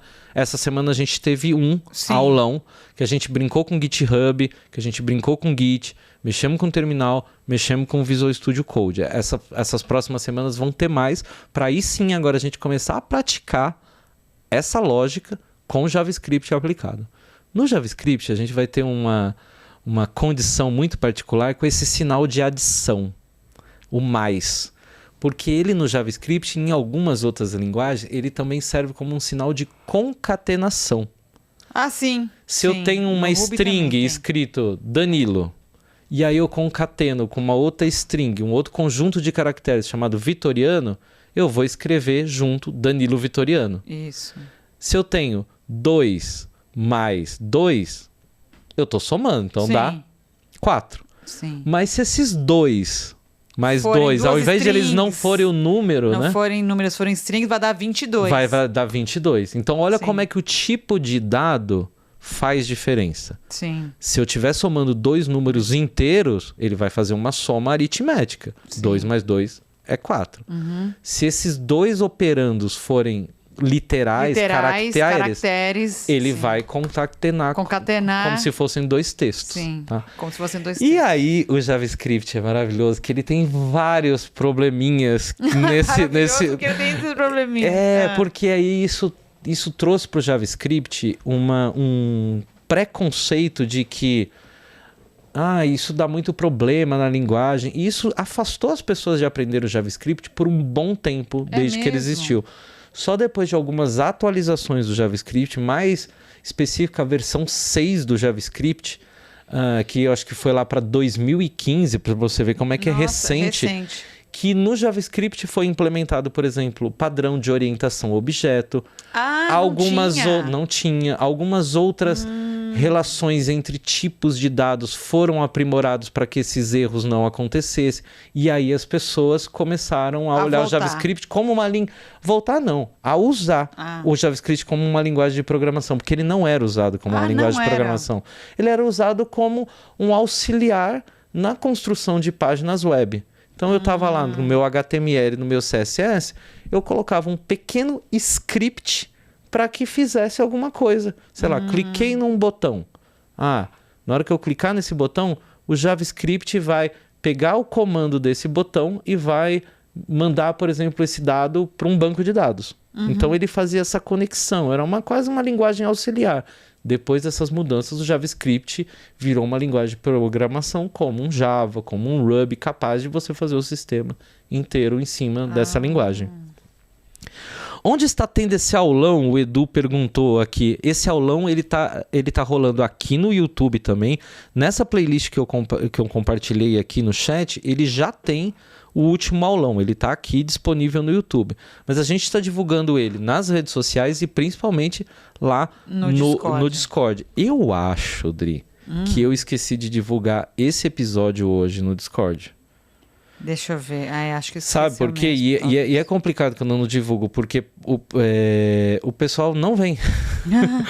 Se eu não divulgar, o pessoal não vê. Apesar de que tá marcado agora é real, galera. Real oficial. Toda quarta-feira, a partir das 7 horas da noite, a gente tá porque como aqui. A gente teve... uma semana não teve, a outra foi de manhã. Então, mas acho que a partir de agora... Né? Agora vai ficar fixo, então você pode se programar que a gente vai estar aqui. Deixa eu ver se eu consigo entrar no Discord aqui mais um pouquinho só para... Deixa eu ver, vou até divulgar para mais gente aqui também. Mas aí a gente pode voltar aqui. Não, então beleza, né? Passamos aqui pelos operadores aritméticos, né? Enquanto a gente vai tentando entrar aqui no Discord. Que eu estou tentando me logar aqui ainda, mas eu não consegui. Bom, galera que estiver lá no Discord, por favor, manda mensagem. A gente vai avançar aqui, porque daqui a pouco acaba o nosso tempo. Então, olha lá. Operadores aritméticos. Beleza, vamos pro próximo então, por favor. Agora eu tenho aqui operadores lógicos, né? Operadores, na verdade, operadores relacionais.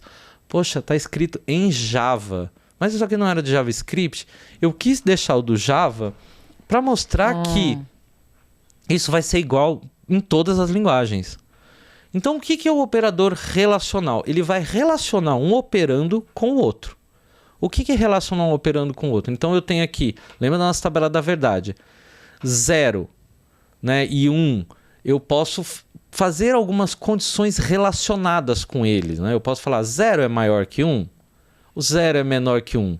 0 é igual ou maior que 1.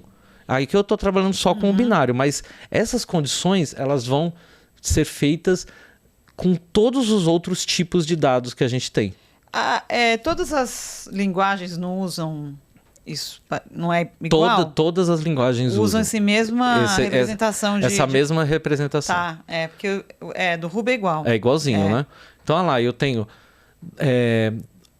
20 é maior que 10? Se for maior que 10, é true. Ou seja, 1. Né? Em lógica em álgebra booleana, retornou 1. E aí eu começo a botar condições nisso, então. A Adriana tem mais de 40 anos? Então, a idade de Adriana. Idade seria essa variável onde eu estou colocando a sua idade real, onde eu estou armazenando sua idade real. Então lá, Adriana tem 49 anos. É maior do que 40? É bem maior. Que é a idade, por exemplo, que é uma outra constante, porque... Sim, o 40 é uma constante. É uma constante, no caso. É uma variável constante, é meio estranho isso, mas é uma constante porque ali não vai variar. Para eu decidir essa minha condição, esse meu algoritmo, 40 é a minha condição ali. Sim. Então, eu vou conseguir fazer essas comparações. Tem esses também maior ou igual, porque, por exemplo, 41 é maior que 40? Sim. Né? É true, verdadeiro. Agora, 40. 40 é maior que 40? Não. 40 não é maior que 40. 40 é 40. 40 é igual a 40. Agora, 40 é maior ou igual a 40? Sim. Então eu posso querer fazer essas comparações contando o número, né? Contando a condição que eu estou comparando. Sim. Então, esses são os operadores relacionais. E tem um ali que é bem interessante, que é o igual. O igual, né? O igual é diferente do igual de atribuição. Então, 2 mais 2 igual, que é o sinal de atribuição, a 4. Agora, o igual é... Idade de Adriana é igual a 40? É quando você está fazendo uma pergunta, Você está fazendo uma pergunta, que você uma quer comparação. Uma resposta de true ou false. Exatamente. Né? Só tem essas duas opções que vai retornar. Sim. E tem o diferente. A idade de Adriana é diferente do 40? E no JavaScript, é aí que começa os probleminhas que o JavaScript tinha. O JavaScript ele não tem tipos definidos como obrigatórios. O que significa isso? Isso é muito diferente na maioria das linguagens. Por exemplo, eu pego uma variável idade, né, para colocar a sua idade. Qual que eu coloquei ali? Qual que é a sua idade? 49. Eu coloquei ali dentro o número 49. Se daqui a pouco eu quiser pegar esta variável, já que ela é um espaço de memória que eu posso alterar o valor dela, e falar que variável idade é igual a Danilo. Mas o tipo é outro, né? Teoricamente, a variável idade está esperando um número. Sim. E eu mandei um conjunto de caracteres. No JavaScript você pode fazer isso. E ele não dá erro. A linguagem foi planejada para ser realmente permissiva. E isso não é um erro. Isso foi projetado para ser dessa assim forma. Mesmo. E é por isso que o JavaScript hoje é a linguagem que domina a internet, justamente por essas condições de possibilitar que ela se quebre, né? Que esses cálculos se quebrem. Não preciso de tipos pré-definidos nessa variável. Eu posso colocar qualquer um. Porém, no dia a dia dos programadores, das programadoras, isso começou a ser um problema. Porque, às vezes, você passava o valor Danilo para a variável idade, e aí você ia somar Danilo com 43. Não vai dar um erro, né? Vai dar um erro. E se eu somar, então, por exemplo, 43 com Adriana. Para o JavaScript, se eu tiver com um número primeiro e somando com caracteres, é diferente de eu estar caracteres e somar com um número. Por exemplo, se eu tiver caracteres e somar com um número, né, colocar o sinal de mais, ele vai juntar os dois. Porque ele entendeu que o primeiro é uma string e você então está querendo somar com uma string. Ele já entende que... A linguagem entende. Por isso, ele tem essa lógica para não quebrar os tipos. Agora, se eu depois você me explica por que isso é bom. Por que isso é bom? Porque ele tem outros... Não tô vendo nada bom nisso. Ele tem outros números. Mas foi muito bom isso, sabe? Isso permitiu que o JavaScript não causasse interrupções. Que essas conversões se ele meio que deixa passar tudo, não é ruim. Mas ele foi preparado para isso, porque... Se você tá querendo somar uma string com o número 42, eu não vou dar um erro com você. Eu vou somar, eu vou concatenar para você. Tá aqui o resultado.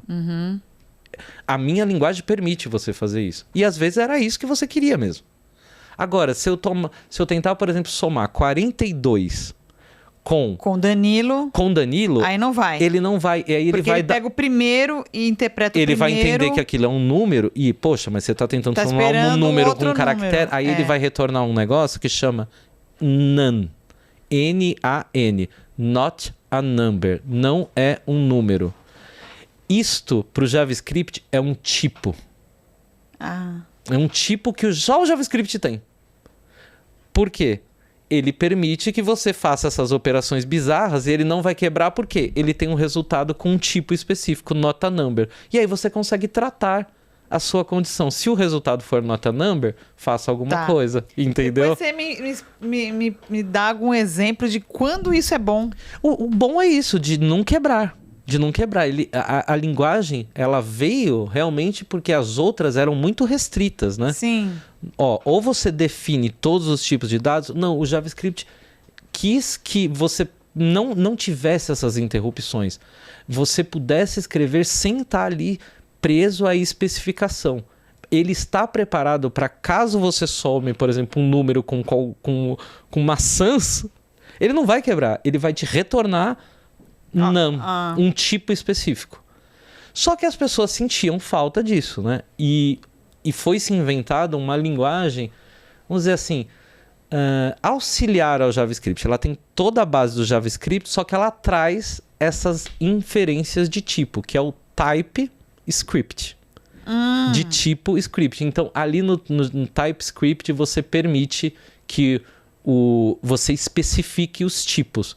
Só que aí o TypeScript ele tem um conversor dentro dele que vai pegar aquele código já escrito em TypeScript e no final vai gerar um JavaScript que vai seguir os mesmos padrões de JavaScript, só que ali... Verificado, vamos dizer assim. Já verificado. Porque a linguagem do TypeScript garantiu aquilo para você, mas no final o que ele vai gerar vai ser os tipos comuns que ele tem mesmo. Do JavaScript do JavaScript mesmo. Tá. Se ele precisar gerar um not a number, ele vai gerar um not a number, mas você escreveu do jeito certinho.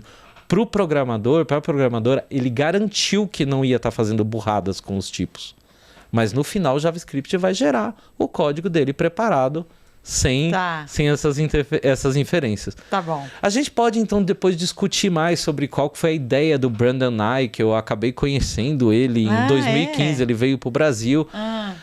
Tem umas polêmicas aí do Brandon Nye, que não é um cara muito querido na comunidade, teve algumas falas deles que não foram muito boas, então assim, valeu, mas fica quietinho lá, Brandon Nye. Não vamos dar ibope pra você, viu? O Edu falou que ele não viu aqui. Deixa eu compartilhar então com você aqui, Edu, pra você não ficar perdido aqui na playlist, ó. A playlist é essa daqui. Devs 40 a mais. Vou deixar aqui pra todo mundo que tá no chat. Minha irmã entrou. Oi, Sheila, tudo bom?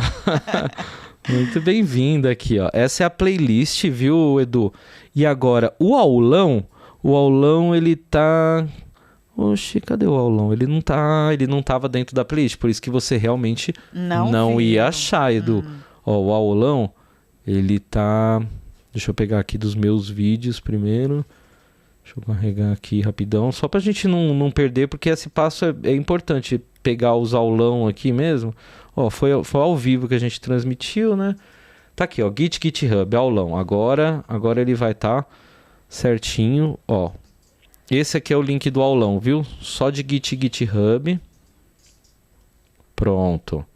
E agora eu também vou adicionar ele na playlist que estava faltando. Aqui, ele não tá dentro de nenhuma playlist, por isso. Pronto. Agora está. Beleza? Então seguimos aí com os operadores relacionais e já algumas condições aí que o JavaScript vai colocar pra gente. E na prática a gente vai depois... Eu particularmente gosto dessa questão do JavaScript não ter os tipos, mas se você quiser, tenha. Tá bom. E eu puxei esse assunto porque nesses operadores relacionais, por exemplo, do igual e igual, o JavaScript fazia o quê? 0 string dentro de uma string. O 0 como um string, caractere. Como texto, tá. É igual a um 0 número? Se eu colocar esse igual, ele vai falar sim. Só que eles não são. Não são. Porque um é uma string e o outro é um número. Um número inteiro. Aí, nesta versão que eu falei, a S6, veio um novo operador relacional, que são 3 sinais de iguais, ou de diferente, é uma exclamação e mais 2 sinais dois iguais. Porque aí 3 sinais de comparação, eles são restritos.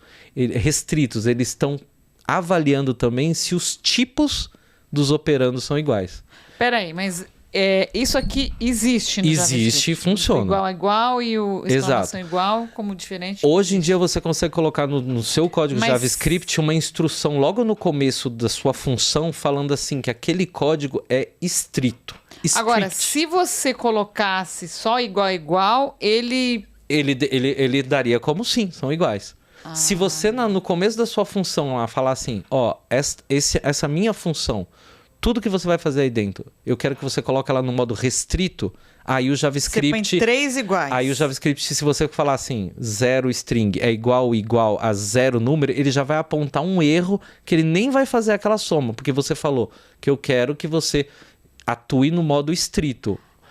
Então ele já determina lá antes. Ele já determina lá antes que, assim, se eu tiver esse tipo de comparação, ele não vai permitir, porque ele sabe que isso é inseguro. Eu vou poder ter algum tipo de erro. Então ele vai te obrigar a usar o comparador de igual ou de diferente, incluindo de tipo. Então é com os 3 iguais ou uma interrogação e uma exclamação em 3 iguais. Tá? Isso depois a gente vai ver no código. Isso, 2 iguais. Tá. Bom? Tá bom. Bora pro próximo, então, Má, por favor. Operadores lógicos. De novo a nossa tabela da verdade. Sim. Porque aí tá muito do que a gente viu lá na nossa tabela da verdade, né? Isso é bem interessante. É bem interessante, porque aí a gente faz as condições. Exato. Então, olha lá, Adri. Temos lá 2 entradas, A e B. Se A e B... E aí eu tenho as condições, né? Ó, na azul eu vou comparar A e B. Na laranja, eu vou comparar A ou B. Então, eu entrei com A verdadeiro, teoricamente, A é 1 e B é 1. Se eu concateno, né? Se eu comparo os dois de forma... Os dois são verdadeiros? Sim, verdadeiro. Se um é verdadeiro e o outro é verdadeiro, os dois são verdadeiros. Os dois precisam ser verdadeiros, precisam ser iguais, no caso de E, para ser verdadeiro. No caso do ou, só um deles precisava. Nesse caso, os dois são verdadeiros, então o resultado é verdadeiro. Na segunda linha, o A é verdadeiro e o B é falso. Se um dos dois for falso, já é falso. No ou, se um dos dois for verdadeiro, é verdadeiro. Já tá valendo. Terceira condição. Vai dar a mesma coisa, porque eu só inverti as opções, né? Agora o A é falso e o B é verdadeiro. E na quarta linha, os dois valores são falsos. Então, se um valor é falso e o outro valor é falso, é falso. É falso. Agora, se um valor é falso e o outro valor é falso, também é falso. É falso.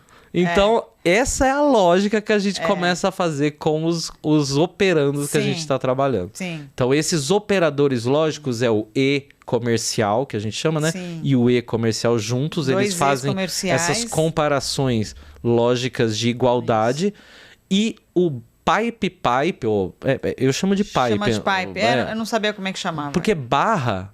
A barra é assim, né? Na diagonal. Slash. Então, isso daí é o slash. Esse daí é o pipe. Então, pipe é o lógico de ou. Pro ou. Tá? E lembrando que existe, então, tudo aquilo que a gente falou lá atrás de tabela de verdade, nulo, igual. Sim, a gente tá agora vendo aqui essas coisas nos operadores. Sim, o tal do negócio que a gente nem viu lá, que é o shor, nor, eu consigo aqui. Outros que eu vou ter, lógico, eu acho que eu não coloquei, é o de negação. Entrou um valor, nega o valor dele. Inverte ele. Entrou true, o resultado é falso. Como é que eu coloco um valor negação? Eu coloco uma exclamação na frente do valor. E aí ele inverte o valor.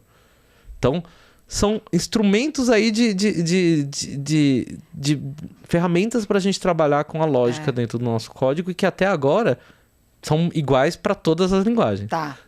Dei algumas particularidades do JavaScript, mas são iguais para todas as linguagens.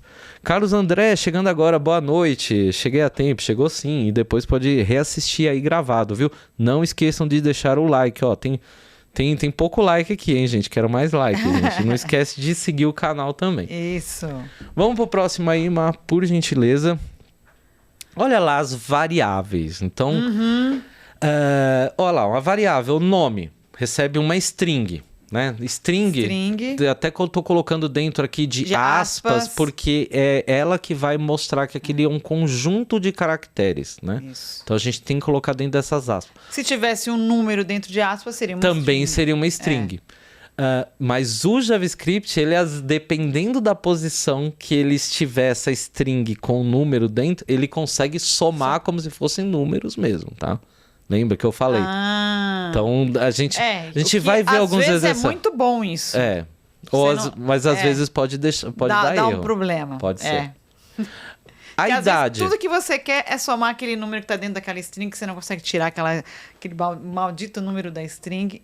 Eu sei como é que é. E aí, talvez o JavaScript seja mais permissivo para isso. Isso, Boa. Lá, idade. A idade já é um número puro. Sim. 17. Tá correto. Até se a gente estiver levando o nome das variáveis em consideração, nome, você espera que seja uma string. Tá correto. Idade, você espera que seja um número. Correto. Ali agora, preço, né? Ele deveria estar esperando um número. E aí ele colocou uma string. Então, você não tá... E é importante você declarar os nomes das suas variáveis para que elas representem aquilo que você quer identificar. Para que quando você olhar no seu código, você saiba que dentro da idade esteja um número. E não que dentro do preço esteja um endereço. Isso. E a gente... Essa vai ser a dificuldade número 1 de pessoas programadoras no universo. Dar nome às variáveis. Dá nome para Dá nome para variável. Às vezes você vai gastar um tempo ali de falando como é que eu chamo essa variável. E aí você tá lá programando na pressa, variável variável Sbrubbles. Eu tinha um curso que eu fazia de um rapaz, Fernando Daciuk, acho que foi o primeiro curso de JavaScript que eu comprei. E depois eu conheci um amigo no trabalho e ele tinha feito o mesmo curso e a gente ficava brincando que o Fernando Daciuk no curso ele falava: vou criar uma variável aqui, variável arroz. E a gente ficava brincando, qual que é o nome que eu dou pra essa variável? Arroz. Porque não significava nada, mas você vê como é difícil às vezes você trazer um nome pra variável. É que às vezes essa variável não é uma que vai interagir com o usuário. Às vezes você só precisa criar para você criar o código lá dentro. Às vezes ele não vai... Não tem um significado. Se for aí, até beleza. Mas, em geral, evita, tipo, variável X, variável Y. Poxa, descreve o máximo que você puder na variável. Variável nome completo. É muito mais significativo do que variável nome. Porque aí, o que é o nome? É o meu primeiro nome ou o nome completo? Variável primeiro nome. Aí, beleza. Variável sobrenome.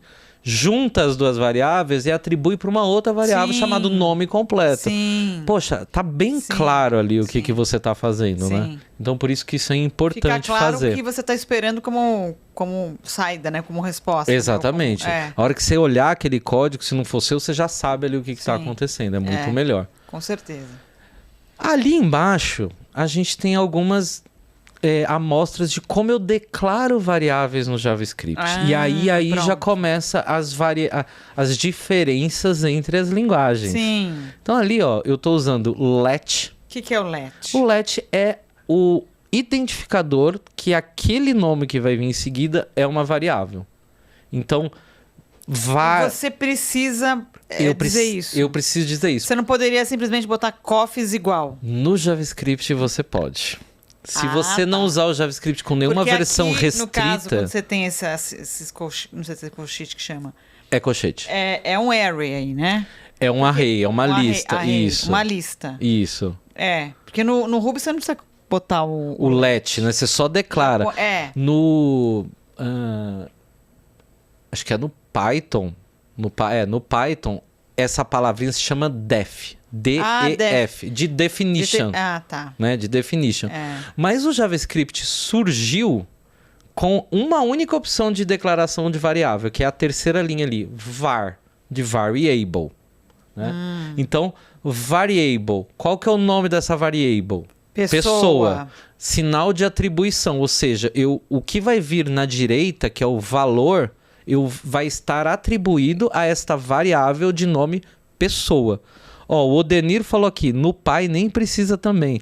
Aulas de Clean Code já, né? Clean Code é um outro conceito de a gente... Quando você vai limpando o que código... era o que a gente estava falando da variável significar, né? Desnecessárias, Exatamente. né? Sim. Então, o JavaScript, ele surgiu com essa palavra chamada var. Mas se eu escrever pessoa e colocar o sinal de igual Danilo, ele vai entender que aquilo ali é uma variável. Tá. Só que aí você vai ter um problema gigantesco de escopo. O que seria o escopo? A gente vai ver depois uma função, ela acaba sendo um bloco de script, aonde ali dentro você vai colocar suas variáveis, seus tipos de dados, suas condições, if, else, os seus vetores, seus arrays e tudo mais. Sim. Se eu declaro lá uma variável só escrito pessoa é igual a Danilo, aí eu tenho a minha função gerar cadastro. E aí, dentro do meu mesmo código, eu tenho uma outra função que chama receber relatório. Se naquela função receber relatório eu vou lá e declaro também uma variável chamada pessoa, ele vai dar um conflito.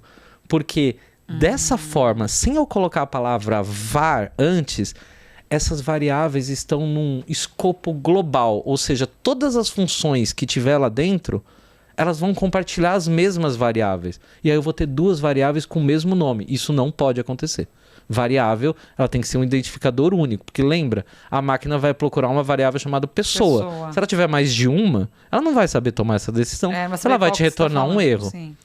Então o JavaScript deu essa opção de você colocar a palavra var antes, e aí aquela variável fica restrita àquela função. Mas também não era bem assim. Mesmo restrita àquela função, ela poderia dar conflitos com variáveis que tivessem o mesmo nome em outras funções. Ou dentro da mesma função, eu posso ter outras funções ali dentro. E se ela tivesse a palavra var dentro de uma função que está dentro de outra função que também tem a palavra var, ela ia dar conflito. Aí, só na versão de 2015 que o JavaScript trouxe o let e o const. O let, ele já tem a restrição do escopo. Se eu declarei um let aqui com o nome de pessoa, eu posso declarar um let lá dentro de uma outra função com o nome pessoa e as duas não vão dar conflitos, porque elas vão ficar restritas ao escopo daquela função. Entendi. Quando a gente vai declarar uma função, você vai ver na próxima tela, eu vou usar as chaves, né? Que nem o hash. Para eu fechar ali as coisinhas. Estando ali dentro, a minha variável, né, let pessoa, ela só se restringe àquela função. Posso ter outras variáveis pessoas em várias outras partes do código, né, let pessoa, que aquela let pessoa vai ser só daquela função. Tá bom. E o const? O const foi uma coisa que o JavaScript trouxe para definir que aquela variável não pode receber um novo valor. Ela é uma constante. Então, se eu declarei ali constante é igual a carro, se depois eu for lá e pegar carro agora... Não, por exemplo, constante carro é igual a Volks. Aí depois eu pego, sem a palavra const agora, carro é igual a Ford, ele vai dar um erro e vai falar, você não pode sobrescrever carro, porque lá no começo você declarou ela como uma constante. Se eu tivesse feito com let carro, aí eu poderia atribuir, porque ele deixa você sobrescrever o valor da variável. Existe um padrão aqui, por exemplo, aqui você colocou carro com maiúsculo. Beleza. Existe alguns padrões e aí que são essas recomendações de algumas linguagens. É interessante, só que não é obrigatório, não vai dar um erro na sua linguagem se você escrever de outra forma. Mas é interessante... se você colocar carro em minúsculo, ele vai funcionar numa boa, mas... Não, se você criar uma outra variável com carro em minúsculo, ele vai entender que é outra variável. É outra variável. É outra variável. No caso do JavaScript, ele é totalmente case sensitivo. Ele identifica que carro com uma letra maiúscula é diferente de uma letra minúscula. Com tudo minúsculo. Porque para ele, cada caractere é um número dentro da base dele. O caractere C maiúsculo não é o mesmo que o C minúsculo. Só que por convenção, e nem todo mundo usa isso, a gente declara constantes em letras maiúsculas por uma identificação. Mas tem gente que não segue isso. Aí são padrões de código. É só para saber qual que é o padrão. E olha lá, a gente está vendo alguns outros tipos de dados, né? Por exemplo, que nem o let coffees igual a um... Como você disse, é uma lista, né? Eu tenho esses né? Cochetes, array, vetor... matriz, tem vários nomes disso aí. Então, dentro dessa lista, eu posso armazenar vários valores. E cada valor, ele está em uma posição dessa lista. E essa posição dessa lista começa em qual número? 0. Em 0. Então, o French Roast ali... Está na posição 0. 0 dessa lista. O Colombian... Está na posição 2. São tipos de café. Posição 1. Posição 1. Isso, perdão. Já a constante carros... é um outro tipo de dado. Dentro do JavaScript, a gente chama isso de objeto. É objeto. É um objeto. Só que é um pouco diferente do objeto que... Da orientação objeto. Da orientação objeto. Só que a gente vai entender realmente que no JavaScript... Tudo é objeto. Tudo é objeto. Olha, como é que essa frase já... Essa frase, quando começam a falar de orientação a objeto, a primeira frase que vem é tudo é objeto. Tudo é objeto, exatamente. Tudo é um objeto. Tudo vai partir no objeto. O objeto é um conjunto de propriedades e valores. Então, constante carros vai ser um objeto onde eu vou ter ali uma lista de carros, né? Então, os meus carros, ele é outro objeto, né? A propriedade A recebe o valor up. Dentro desse mesmo objeto tem um número 7 que recebe a propriedade go. Então você está vendo que eu posso colocar propriedades e valores usando os próprios tipos do JavaScript. Números, strings, floats. Tem algumas limitações. A gente vai ver isso com o tempo. Beleza? Beleza. Depois a gente vai ver mais esses dados, esses tipos de dados como o... Hoje a gente vai ver só até o array, só a lista. E depois a gente vai ver o objeto. Esses dados, esses tipos de dados não são primitivos. Eles não são nativos da raiz. Eles são uma classe, eles têm diversas condições ali dentro que os criaram. Sim, entendeu? tá. Então vamos pro próximo aí, Má, tá acabando. Repetição.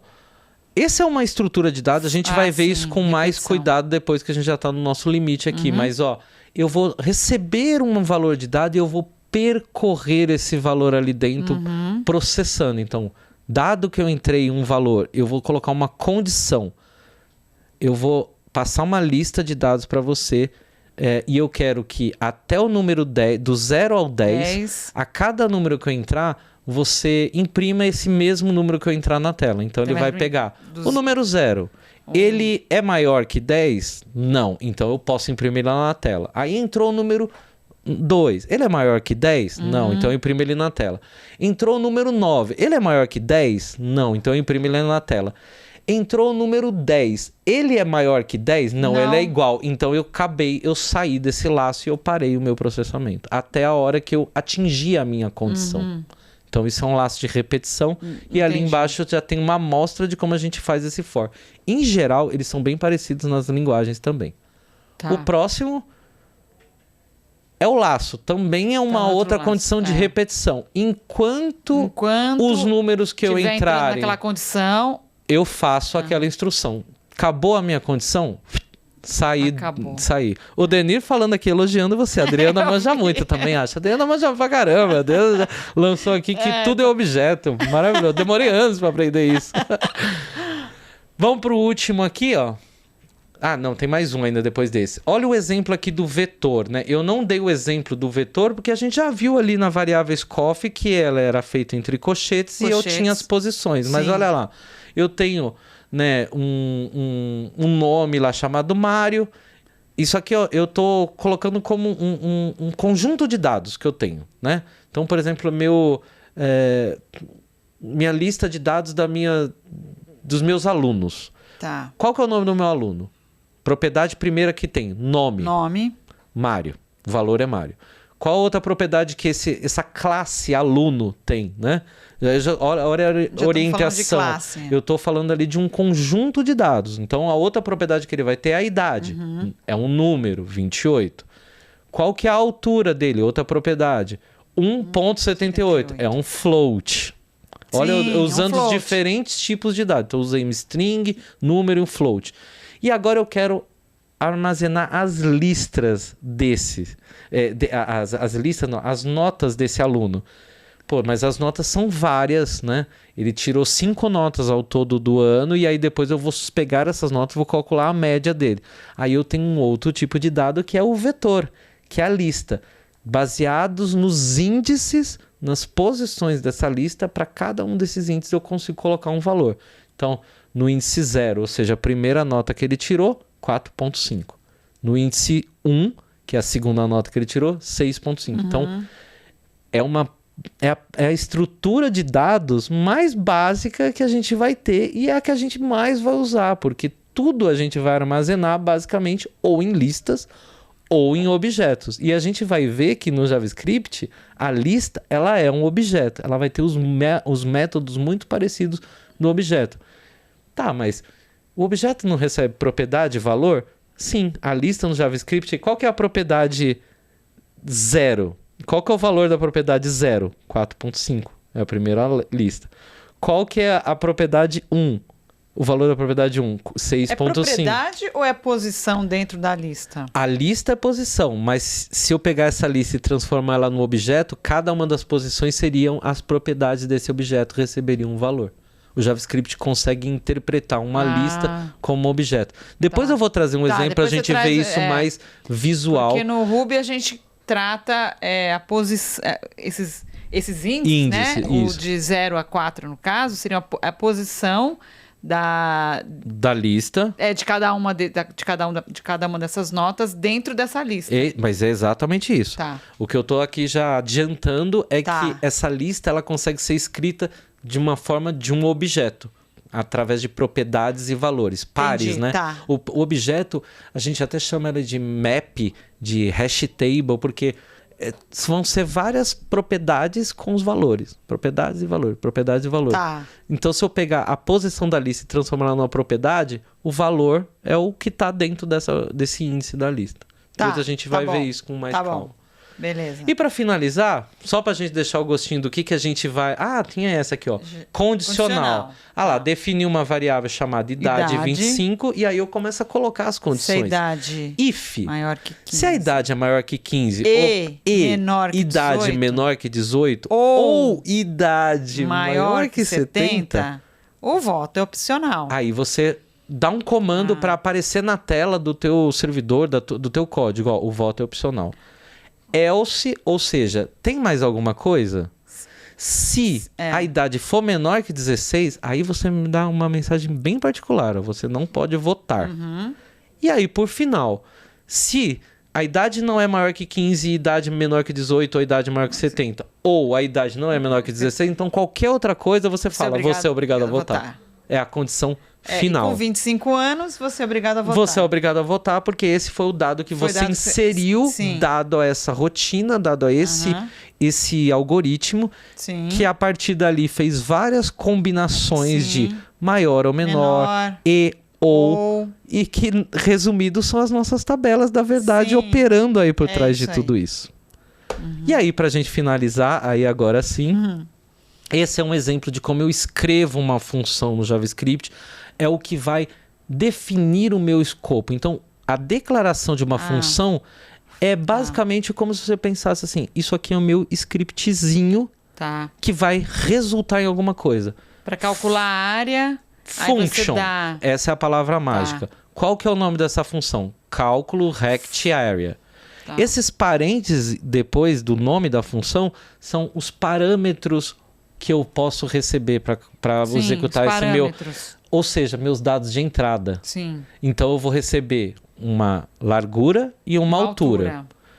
E aí ele vai retornar o cálculo. Pega a altura que eu inseri, multiplica pela altura, eu tenho um cálculo de área. Function você sempre coloca quando Sempre você vai tem que colocar... Quando você vai fazer... Quando eu vou definir uma função, eu tenho que colocar a palavra function. E o retorno dessa função é na palavra return.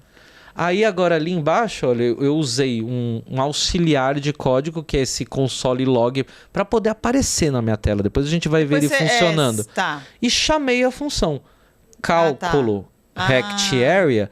E no lugar do que eu defini, que era o widget e o height, eu passei os valores 5 e 6. Ele vai chamar essa função que está declarada lá em cima e vai me resultar.